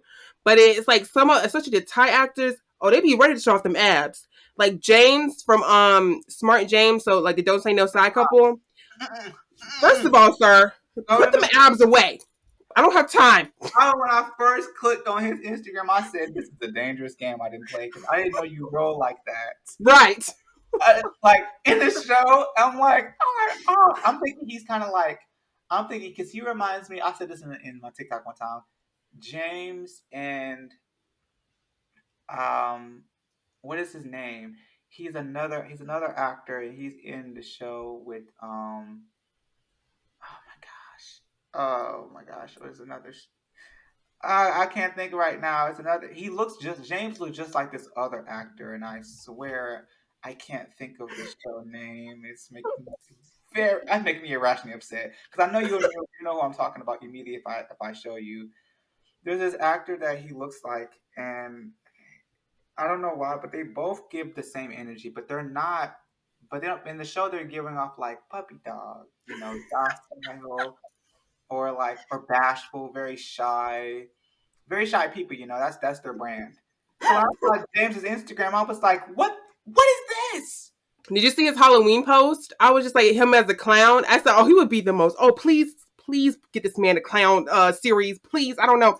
He's just so like. Also, the actor from Work from Heart, so the one that so Folk, he reminds me of James too. However, Folk is flirty. He doesn't even hide it. Like his eyes is just so flirtatious. I'm like, please calm down. Very much so. Yeah, I don't understand. Like, where did they get off? Like, it's the jump in Yeah, TV for me that I just always I'm like, what happened? and I think I remember seeing an interview of Smart like saying like, yeah, have you seen James' Instagram? And I'm like, oh, lol, like he's being funny. Then I went to his Instagram. I'm like, oh my gosh, you are such Lewis, Lewis, you know Lewis from who? The name sounds familiar, but on a sky. Fish Upon the Sky. He was I haven't he. seen that. Dang it! Oh my gosh! Oh my gosh! Wait! I think it's this one. I think let me see if I found him. This is. I'm sorry. Maybe fine. There's This so many actors, man. this guy. Do you see him? A little bit. What is his name or like Louis does he have it? Donovan. Oh, him. Yes, What's his name? Louis Donovan. Oh my gosh, yes, yes, yes. Oh, Neo Louis, him. Him and James have they share a brain cell. They give off the exact same verbatim word for word energy. It's just funny because the way they showcase it is different. Like, but they Yes. give off the same energy. Like even in their characters of what they play in Fish Upon the Sky and Don't Say No, it's relatively the same character. Quite honestly, like for word, bar for bar. So when I saw Lewis, is I was like, you're kind of okay, but he's Hmm. to some extent somewhat still bashful. But he's pretty like there like in the moment. But when I came to James, that switch up pissed me off. I was like, I almost didn't want to press the blue follow button on Instagram at that point. I thought I was setting myself up for failures. Top Tap kind of surprised me too because he kind of gives you like the bright and like cute vibe, and then he just goes into this dangerous vibe because he speaks English well too, Yeah, and he dances and like I know he streams a lot, but like you his know. smile is so beautiful. Oh my gosh. Yes, he has a very bright smile. You know what's funny? I first found out about him because of Waterboy as well. He was in the same show as New and Earth in Waterboy, the series. Yeah, that was my first introduction to him. And I looked, and you would not. For those of you who have watched Waterboy and seen the series, if you never watched the original movie, because the movie, I believe the show came off of a movie that was done, and the show came afterward. So I didn't watch the movie. I saw the series, but then finding out who his character is and seeing that opening scene of seeing Top Tap for the first time, I said, "Who are you?" And then on top of the fact of the character being, I don't know if you're gonna watch it. I don't want to spoil it for you when it comes to Is like, it like bad? Does my baby die? no, no, no. But Oh. Top Tap is. Would you mind hearing? Yeah, yeah. So basically, Top Top's character in the show, apparently, he so the new in Earth or I think with the swimmers, right? They swim, and there's the coach, and there's a coach. The coach, teaches them.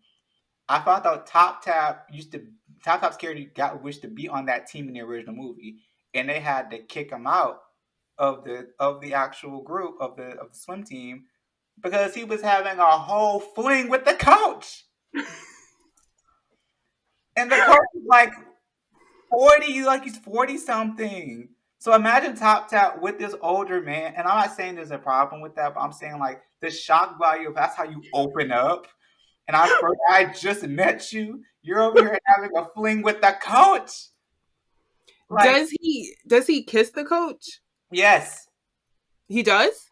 I believe he does. I think so. Or at least I believe I haven't seen it in a while, but I think he does. It was just the chemistry, the raw like flirtatiousness of it, the how Top, it was a different breed when I saw that. So seeing him to this day, when you tell me this, I'm like, I get it. But after that, nothing's off the table for me for Top Tap. Nothing's off limits. Well, because my first introduction was like him and Mike. I think it was the chocolate, the Tomulet chocolate one. And then I know they did another one. So that was my introduction. So that's why I'm like, the bright, cute one. But oh yeah, and it's to get together. That's what they were in together as well. Yeah, And I really enjoyed Mike and Top Top. I really enjoyed that pairing. And then something happened. They fell and off. something Um, happened. yeah, like that really hurt me though because I really love that pairing. I think they had great chemistry. So to see it fall off, that really hurt me. But I know that like, there's like a rumor that him and Max are supposed to be doing something, Yeah, and that's why I was surprised when then asked did he kiss him because Mike and Top Top didn't kiss in those series. That's no. why I'm like, that's what I was like, is Top Top like, is he willing to do that? Is he going that far? Like, can he do that? I feel like if I remember correctly, he might not have, but I feel like from what maybe the shock of everything that was going on. The Waterboy is not a fondly loved series. Like people have beef with that show for other reasons besides the chemistry. But like as far as Top Tap himself in that character, I feel like if he didn't kiss him in the show, I think he kissed him in the movie. So either way, I think Top Dog had his moment. Definitely had his very flingy moment. That's how I got to know Top Dog. I knew he was some kind of something from the get go, just because of his charisma, his desire to be able to be in a situation like that, a character like that, and that's why seeing him in Tone Chocolate Tea with Mike, I was like, oh, this is different. And since then, I've been more receptive of his positions and his characters. I will say though seeing him in together was awkward because he was very bitter. He was very bitter in that. I think I was rooting for my baby because I loved him so much and I didn't care for the series. And I think that's why I loved him so much, his character so much. And I was like, He came in out the gate kind of bitter and like nitpicky and like I was trying to figure out. I'm like, why are you so upset? You just got here, and then he kind of lightened up at the end. Like I do admit, I did like him at the end because he started to lighten up to another relationship that was happening. I think was it with yeah, Mike? yeah. Yeah, so like that when I started opening up to it, I'm like, it's with Mike. I can deal with this. But like in the beginning of that together, when he first came in, I was like, man, but you need to calm down. Why are you so angry? I mean, he was snappy. He came in, he was like, what are you doing? I don't like that. I was like, we just got here. So And yeah, like the scene of like Mike's character like taking him home because he was drunk and yeah. like he like took off his shirt. I'm like, y'all just wanted to see Top Top abs. Stop playing. You ain't gotta sugarcoat it. Take off the shirt, boo. That And made let me, me do that. I was over here crying laughing at that because I was like, I knew it. We're getting somewhere. We're getting somewhere. You And know, that's why, huh? no, I was like, that's probably why most people watch the show is they're trying to figure out something. I'm joking. Probably gonna see. I mean, it's something. They give you, at least I gave you something. But that's why it's like interesting to see him and Max because like we know Max, he gonna go full on. So it's interesting to see what they're gonna do again because I don't get those vibes from Top Top. I think just because like the two that I've seen has been very cute and like friendly, like cute little peck. But the chemistry has always been great, and Yeah, and that's why I miss Top Top and Mike. But so it'll be interesting to see Top and Max. And it's like I know I'm not biased because I think I'm not that invested in their ships. So I think it's just like, yeah, we'll see how what they do together. But it's interesting. I'm interested that it's interesting that they like went with each other. Yeah, I admit I did not expect that at all. I'm curious as to seeing what this is going to be about because this is different. Like I also haven't seen Top in a BL in a little minute. I feel like I don't think I can not I can consciously. I don't remember him being in any BLs recently that I can consciously remember. No, no, no, no, no, not really. Yeah. But I think he's a good actor. I think it's just more so like not every actor can deliver in a BL. I'll say that. They can act in it, but can they deliver in that BL? So it has to be really convincing for me. So it's going to be interesting, but I'm definitely going to be here for it because I mean, they're both my baes. It's just like, seeing them together is like, okay, when let's do this then. um I'm truly interested to see what that's going to be like, though. I don't want a depressing one though. Like let's just keep it Yeah, light. I don't have time. yeah. I don't. I didn't. I've cried enough recently. I think I've had my fill. So I'll finish it here with the last three questions. So I'll do one. So, what is a BL that you're looking forward to this year? Oh, listen. Do I have any BL that I'm looking forward to? Well, um, the one that comes off the top of my mind right now, I want to see the bed the a Boss and the Babe spinoff that's coming out with one of the characters. I want to see what that because it's basically just another couple in the same kind. It's canon because it's happening at the same time as the other couple is happening, and they're all working in the same place. But I want to see that perspective because I feel like that character in Boss and the Babe. I don't know if you noticed him. He's the guy with the glasses. Jade? Yeah, Hmm. I feel like he's been getting so much of that poor thing throughout the show. He's always feeling like if not lost, he feels like he's left out, or he feels like he's being thrown. Everything that happens, you just feel sorry for him. So I can't wait to see what that couple is going to be like when he gets his couple, because like he's been through so much in Boston and Babe. Even though he's not focused, you can tell like oh not Boston and Babe. Oh gosh, not Boston the Babe. Cutie Pie? Not Cutie Pie. It's uh Bad Friend. Oh, yes. The spinoff with this happening with the Bad Friend. Okay. Yeah, the him with the glasses. Mm-hmm. I can't wait to I see was because getting it mixed up too. I was like, okay, yeah, let me get it together. right, that's a Bad Friend. Well, God glasses. I want to see his couple because he's been through a lot. Cut him some slack. He needs actually like some love in his life. Like he's been like y'all are pushing him work on him and whatnot. So that's Cabillo I need to see because like I said, the character I feel bad for, and I need to see him win. But as far as any other BLs, I don't really know any other BLs coming out right now off the top of my head. I probably have to look up some more, see what's going on. Some I probably forgot about, because it's been a long time since it's been announced. Yeah, I Yeah. agree. Like some like Only Friends. Still Oh waiting on yeah. a date for that. Like so Oh, we got I saw the trailer for that to this day. Like, we waiting for a date. what is his name in the show? I forgot. What is his actor name? I forget. He's Lewis's partner. Neo. Neo. First of all, Neo is basically a student of off.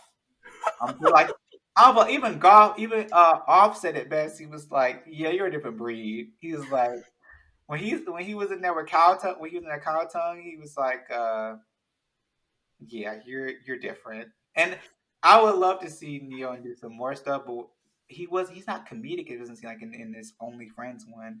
It feels like he's gonna be a lot more than that. Like when I saw that one scene, I was like, Neo, We got what? a tape going around. There's a whole tape going around. Like that's just going. It's gonna be blackmail. I'm pretty sure it's gonna be messy. And I'm used to like Neo being comedic because like he's funny even in Safe House. He is ridiculous. He's talking to himself. He's a crackhead. He's, he's I mean, he's energetic as crap. He's quick with the jokes, with the one-liners, back and forth. So to see him in this light, I remember when first first, I was Kyle Tunkin first were in an interview when they were no, they were reacting to something. They were reacting to one of their episodes, and I don't know if you've seen this, but like first was like I can't right now because like I'm only focused on Neo's muscles, and Calvin burst out in laughter because he was like, oh yeah, I remember because he was holding you, and then first was like, yeah, he's holding like this, and he's flexing. He's like, I can't stop watching it. And like at first I was like, what are you what are you talking about? And I saw this trailer with OnlyFriends and see him push ups and the scene. I was like, it's about to be a mess. I'll be watching. I'll be What's their ship name? A Boston and Babe. What's their ship name again? It's I forget. yeah, they're from another BL called Enchante or something. yeah. I'm trying to tell you, I haven't seen that yet either. I fell asleep Um, 2 episodes. but there, because I've only seen two episodes of Boston and Babe, I think, so I'm behind. It's, But so I remember watching. How many episodes? I I don't know how many episodes actually. I don't know how many. Oh, well, I was gonna say, like, I remember seeing their kiss, and I'm like, I'm gonna say this. This is cute for here, but in OnlyFriends, y'all better get it together. Okay, I need messy. I need messy in OnlyFriends. That's the point of it. We want the messy. We want the dirty. It's We the come here for the crazy, first. huh? First, I was gonna be in this same BO too. I mean, this same show. Yeah, BO. Yeah, it's gonna be messy. Oh, All those ships. oh no! I just realized we got Neo first. God, oh no, this is a mess. Oh, It's gonna be a reunion. this is basically gonna be Friend Zone all over again. If you know that show. I haven't seen that. Friend Zone is the one. Friend Zone's another show like Syncto. Oh my God, Syncto's in Friend Zone too. Oh my God, you. Friendzone is a whole other can of Friendzone was like one of the original shows I feel like it's just like Only Friends. It's one of those shows where like people are doing something they know they have no business doing. I mean, that's like sleeping with each other's partners, Everybody. lacing things, and telling people stuff they shouldn't be. I thought that's what Only Friends is going to be. It's going to be basically Friends all over again for me, and I'm for it. I'll be sitting down watching in my bed, watching. I'm so excited. I've been waiting ever since the trailer dropped because I usually don't watch the trailers because I let it go in just kind of like surprise. But like my first encounter was in there. I had to watch it. So Yeah, that came out last year. It's like we still don't even have a date for it. So I kind of feel like they're gonna either wait to the end of the year or the beginning of next year because everyone's waiting for that one. So that's just from what I can. Besides Step by Step, those are the only two that I'm really waiting for. Everything else will probably just come. I, for me, I'm also there's a show that they have not released yet. They haven't released a show with Gunn. That one show where they're at this camp for like gifted people, but like Gunn is basically a missing student that went rogue. I think I seen a picture or something like that. Yeah, And like Gunn yeah. like in this play is in like he's tied up, saying let me go.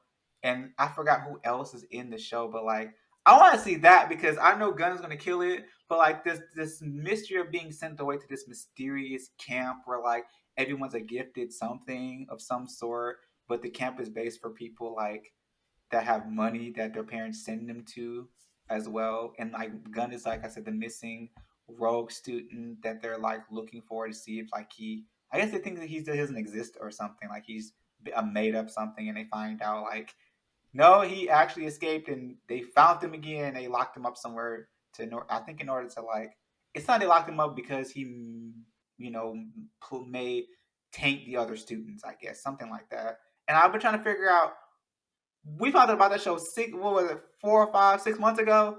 Where is that show at? They and again, I think it's like one day they'll just like drop it. Like, oh yeah, next week this is gonna be it. Like we've been waiting for this for how long? Because I didn't know how many people were waiting for Never Let Me Go for that long. Like I remember looking at the comments and they said they were waiting for like a year or Yeah, a year and a half. I was like, whoo. yeah. I remember when they were first announcing. I saw the GMMTV year end thing, and I saw the trailer, and I was like, "Oh, this is good." And yeah, it was a year. It was a year, and people were sitting there just like, "What happened?" I mean, then again, though, like for example, like I see there's photos, and I think like or photos on his social media somewhere of like gun shooting the same, show. So I know it's been filming, but like I said, like you said, we'll wait. And that's mostly because they're trying to like figure out whether or not they want to do this or that. Because also there's also recastings that happen. Like Chris, Mike and Chris, Mike that you know and Chris, they're supposed to do something together, and something happened. It was like some type of like snow globe like mystery fiction show that they're supposed to be. It's supposed to be a BO. Apparently, it's supposed to be paired up. I think, which is weird because Mike and Chris don't go anyway. Sorry, but but they were supposed to do something or something, and like it never. I mean, it never came out. We heard about that like a year and a half, 2 years ago. I feel like so. Yeah, I don't know. It just depends on when they feel like dropping stuff, and also GMMTV likes to reshoot things, not even or pause things altogether because they feel like the story is not worth it. Like Mama Go, if you ever heard of that, Mama Go is you don't know Mama Go. I think we'll talk. I feel like we should. But Mama Go is a whole Mama Go. We waited for a whole year or two. It feels like we're like basically all the hot boys of GMMTV were go-go dancers. Oh, Drake was in that one. Mike was in that top top. Top I seen it like little clip of it. Okay, okay. Tab, Joss, You know, Joss is. I feel like you know exactly who Joss is because Joss is everybody's bias. It seems like, but Joss was also in a Joss was in Three Will Be Free with Tay. I haven't seen Through Be Free. I know my baby was in there, but I haven't seen it. I'm like considered like all the BO fans I've talked to. Like I am like the baby one. Like I started late. Y'all came out y'all years before Yeah, before me. sorry about that. I mean, I'm just thinking about it now like that. Joss, sorry, but going back to the point, Joss was in Mama Go Go. And that show, we waited for a while. We did not know when that was going to ever drop. And I was so happy when they finally dropped it. But also, kind of find out there were reshoots because of COVID, but also they reshot it with a couple of new cast members because certain famous GMMTV actors weren't in there like they were originally shot in the trailer. Like certain people got completely recasted, and you wouldn't really hear about why they got recast. They wouldn't even talk about what happened. Well, one of them did. They said they had to drop out because of another project, but most of them, so the other ones that were recasted, you're just like, what happened? They don't talk about it. So stuff like that will happen where they'll get recasted under the radar after the trailer's been shown at the year end GMMTV situation. They'll show you a trailer at GMMTV's year end like holiday thing, and then they'll completely recast it by the time you get the official new trailer just before it gets dropped. So stuff like that sometimes happens. So I thought that might happen with some other shows. You never know. And like that was new to me as well because I used to like be really into film and stuff, and I don't think we do that over here. Like we don't like to have like a trailer to get people interested in it. So that's the trailer, but then like the official trailer comes when they officially like see that they're gonna actually shoot it. Because like even with the trailer we got for Only Friends, I thought like that was like the official trailer, but like no, that's just like the teaser trailer. The official trailer would come whenever they decide to drop it. So that just was new to me as well. I'm like, okay, it's a It might lot. be in the middle of shoot. They'll probably recast something because something has happened. They do stuff like that where they'll recast out of complete nowhere. But I don't think that's like, super common. But I've seen it before. Like I said, where they'll recast somebody after a teaser trailer was dropped at the year end event, and then you'll sit there and be like, "What happened to this person?" And they'll never talk about it. But I think that at the same time, I'm not always mad because Mama Go went well, even if some people were recasted, but you kind of it also makes you mad because like you never know when it's going to be actually shot because sometimes also the problem even if you got to use the trailer sometimes they'll scrap the whole shoot. They better do that with OnlyFriends. I'm too, I think we're too excited. I think everyone is just too excited, especially because we know most of, or to all of the cast, Yeah, especially with, like, even though A Boss and a Babe, that duo was new to me, but because of Boss and a Babe, like, now I know them. So it's like, I feel like even if, like, people didn't know all of the cast, they will, just because of all the other projects GMM TV has.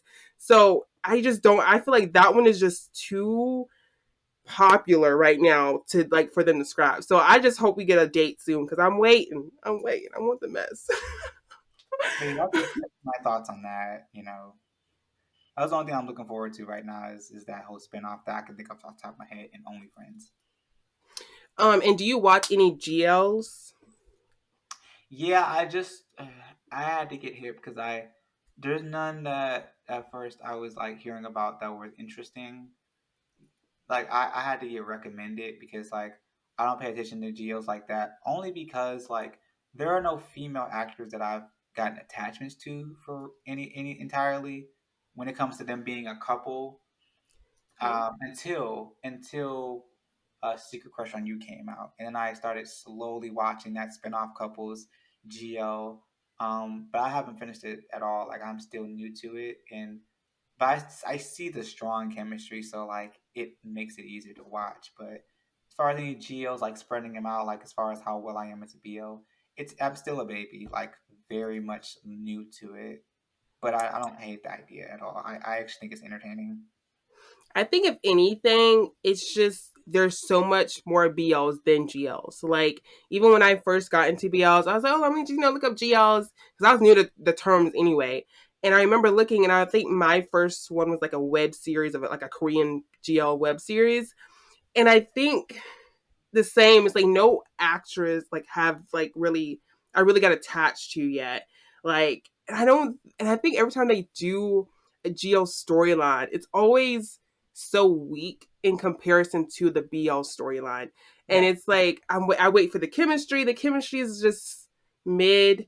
yeah, But I know like, a lot of people like the warp effect. I think they had a lesbian couple in there, so yeah, that'll be interesting. I know Maine, Me Mine, that company. I know they have a new show coming out. They have a GL storyline. Hope it's great. But I think like my official like GL was Gap, the Gap or Gap. So I started, I haven't finished it, but to me, so far, that has been like the strongest chemistry I've seen of two mhm. actors, and I don't know why, but like it's just way more BLs than GLs. I feel like there's only a fair few female actors that have stole my attention, and most of the time it's just like it's a handful I can think of. One of them I forget. She was in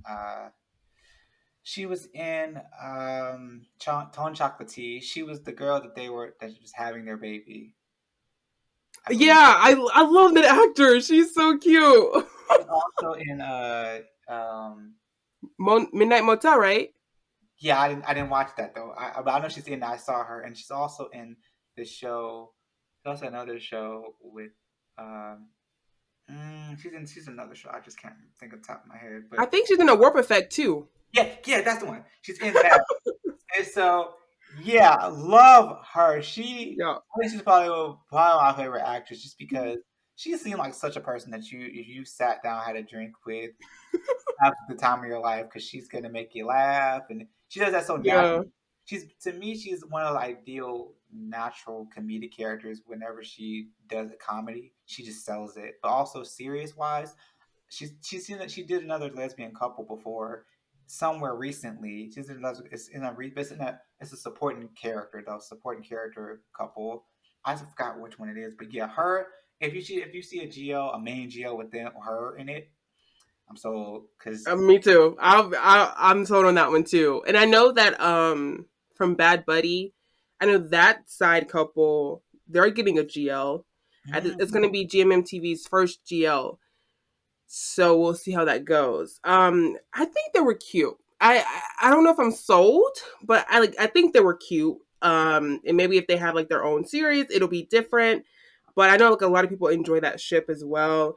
But yeah, no, I don't know her name. I need to know her name. But yeah, my girl, give her her own series, please. enjoy that. So fun. um, and then the last question would be: so, what are three starter BLs? So they're new to BL, so give them three starters, and then give them three. If they're already into BLs, give them three recommendations that you think are great BLs. Oh, well, I think I gotta go with the classics. I'll just give three starter BLs just to get an idea of the tropes, the character dynamic, and some of the things that really, for example, me seeing queer content like that that makes you go like, this is nice. I would definitely say you Saltus is I must. I feel like if you're gonna start BL, Saltus is just ideal for me because it really told me everything you know about the rest of the industry. Like if you watch Saltus, even though it's kind of cringy, the whole gear thing and whatnot, I think that you are going to be sold on that because it tells you everything. It's like by the numbers BL story. Also, Theory of Love, Afghan, I fell in love with that. Great story, fantastic acting. Even if off may piss you off here or there, uh, gotta love Theory of Love, one of my favorites of all time. Third one, I would definitely, I would say, um, Red Thread or like Until We Meet Again. Slash, that's what you call it in Thai. I realized the Oh, regular title is Until We Meet Again. So yeah, gotcha. cause with On Fluke uh, that people can get mad at Fluke be crying every 5 minutes. But but that show, I wanted to give Fluke and Earth. I wanted to give them literal Oscars. That's how you act. They was crying. I mean, there's a scene in there that Fluke is literally like he's traumatized. Like there's this scene where like he sees an incarnation of his past lover's father in real life. Like he sees the father that was his past incarnation's lover's father, and he saw him, and because he is the reincarnation of that person that the father rejected as the person as his son's lover, he went back crazy. Like he saw him and was literally having a whole mental breakdown, screaming, ready to like. I was like, you have to watch this BO, you because that's how you showcase the depth of like character like development and also understanding that they have actual depth. It's not just surface level BO, guy meets guy. That one's another one I would recommend because just off the sheer power of the acting and even if the story is a bit too much for someone, I feel like that's one of those ones where you can accept BO being qualifiable as real acting. Yeah.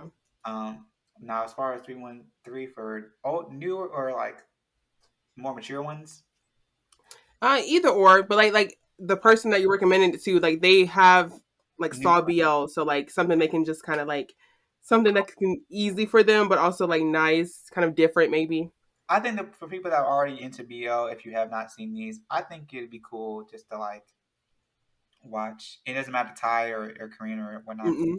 I think definitely watch what's that one we were talking about? The one with the three guys we were talking about, the Korean BO.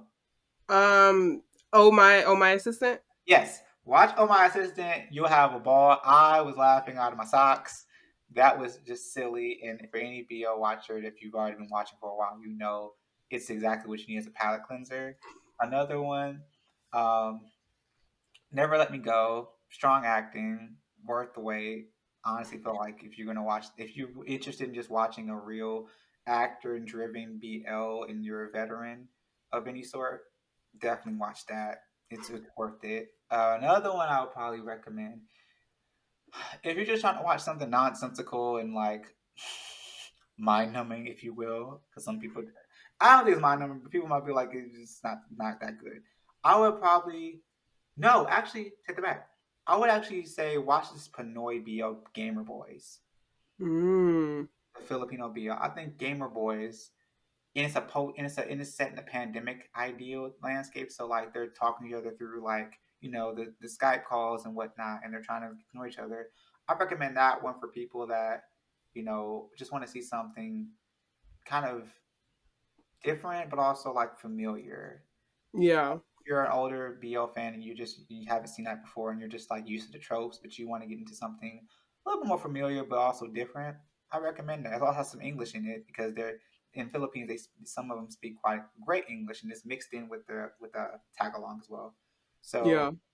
yeah, so Gamer Boys, Never Let Me Go, and Oh, uh, my assistant. Oh My Assistant. Those are for your season BL watchers. Those are just ones that those are for your different tastes for any occasion. I would say that. I was like, I think I'm because I had started Never Let Me Go, I haven't finished it yet. I got distracted.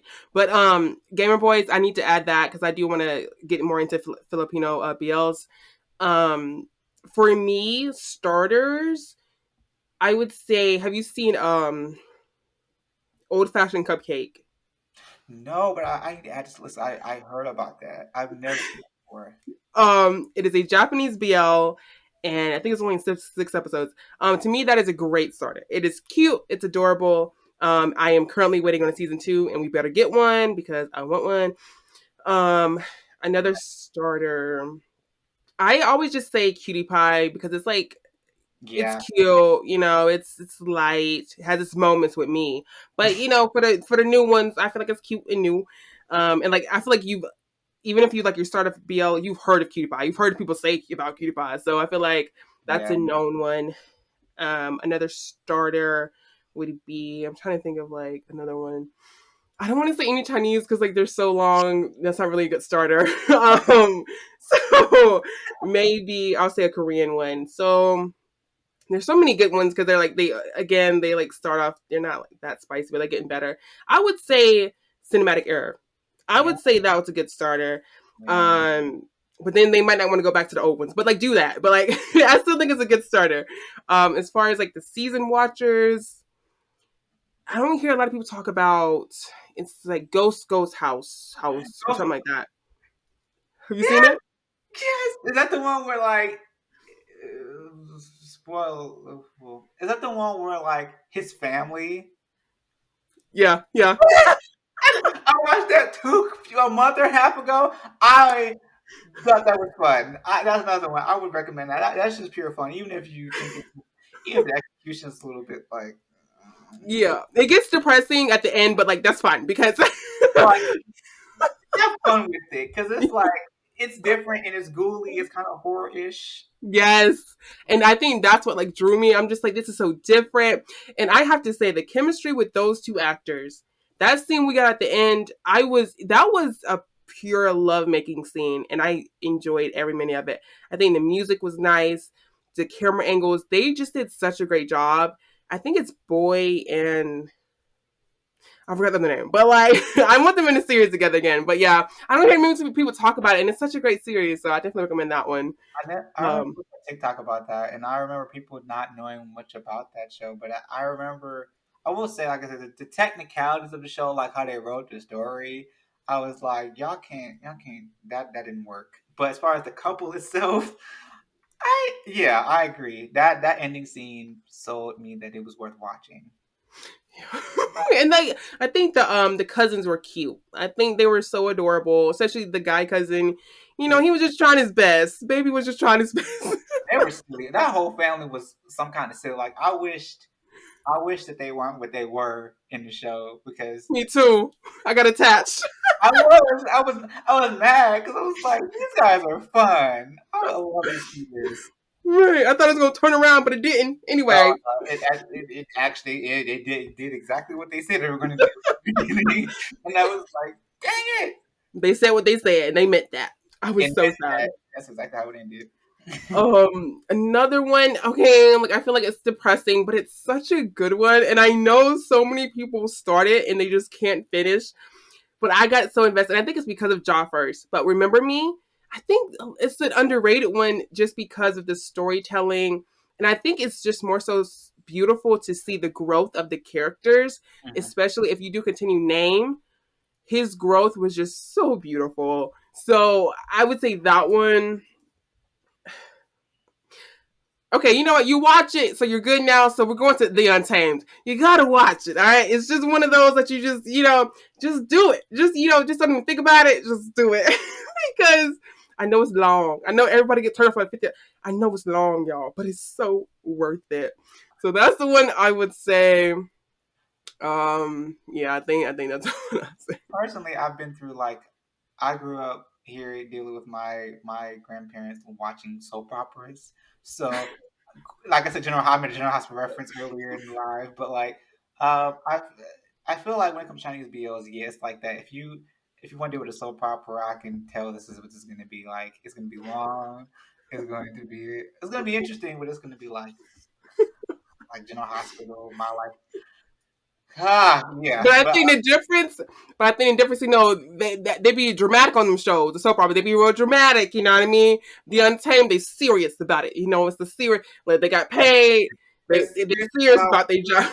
air, the serious flying in the air, mid-air at that can possibly be. You know what I mean? It's just, you know, once you get used to it, first few episodes, then, you know, after that, because the other one people always talk about is Word of Honor. And Yeah. that one's more on the nose. Like, you know, they're boyfriends. Like, there's just too much. You know, they really push the boundaries with that with the censorship. So yeah, it's a few of them though. Like with, and I think Chinese BLs romances are getting better, Mhm. but I think it's because like Yeah. Taiwanese BLs. There, you know, there's some good ones there too, but they're like kind of like Uh, sneaking in there a little bit. So I don't know. We'll have to wait. The Chinese BL fans have to wait a little bit longer, but it's worth it. It's still good stories. yeah. But I know this is long. But we can do this again. I'll have more in the future. I also do K-pop ones. I have those on my channel now. And I will say I plan on doing a K-pop trivia night. So if you want to be a part of that, I'll let you know the details on that as well. It'll be a minute before I can edit this one just because I have so much to edit. But I'll send it to you before I put it live. It's going to be a minute because I have K-pop month coming up. But I enjoyed myself. I always do. I'll talk a lot, but I enjoy myself. I enjoy like getting to meet other BL fans. So if you have any questions or anything, let me know. But the recommendations, if you could send me some of the ones you said that I didn't know about, because I would like to look those up. And yeah, I hope you had fun. Hope you have a good night. I will. And again, if you want to do this again, just let me know. Yes, and I will. I'll also let you know more about because I have a K-pop related TikTok that many people know about. So I'll listen to that. Okay, cool, cool, cool. All right, thank you. I hope you have a good night. As well. Bye. Bye.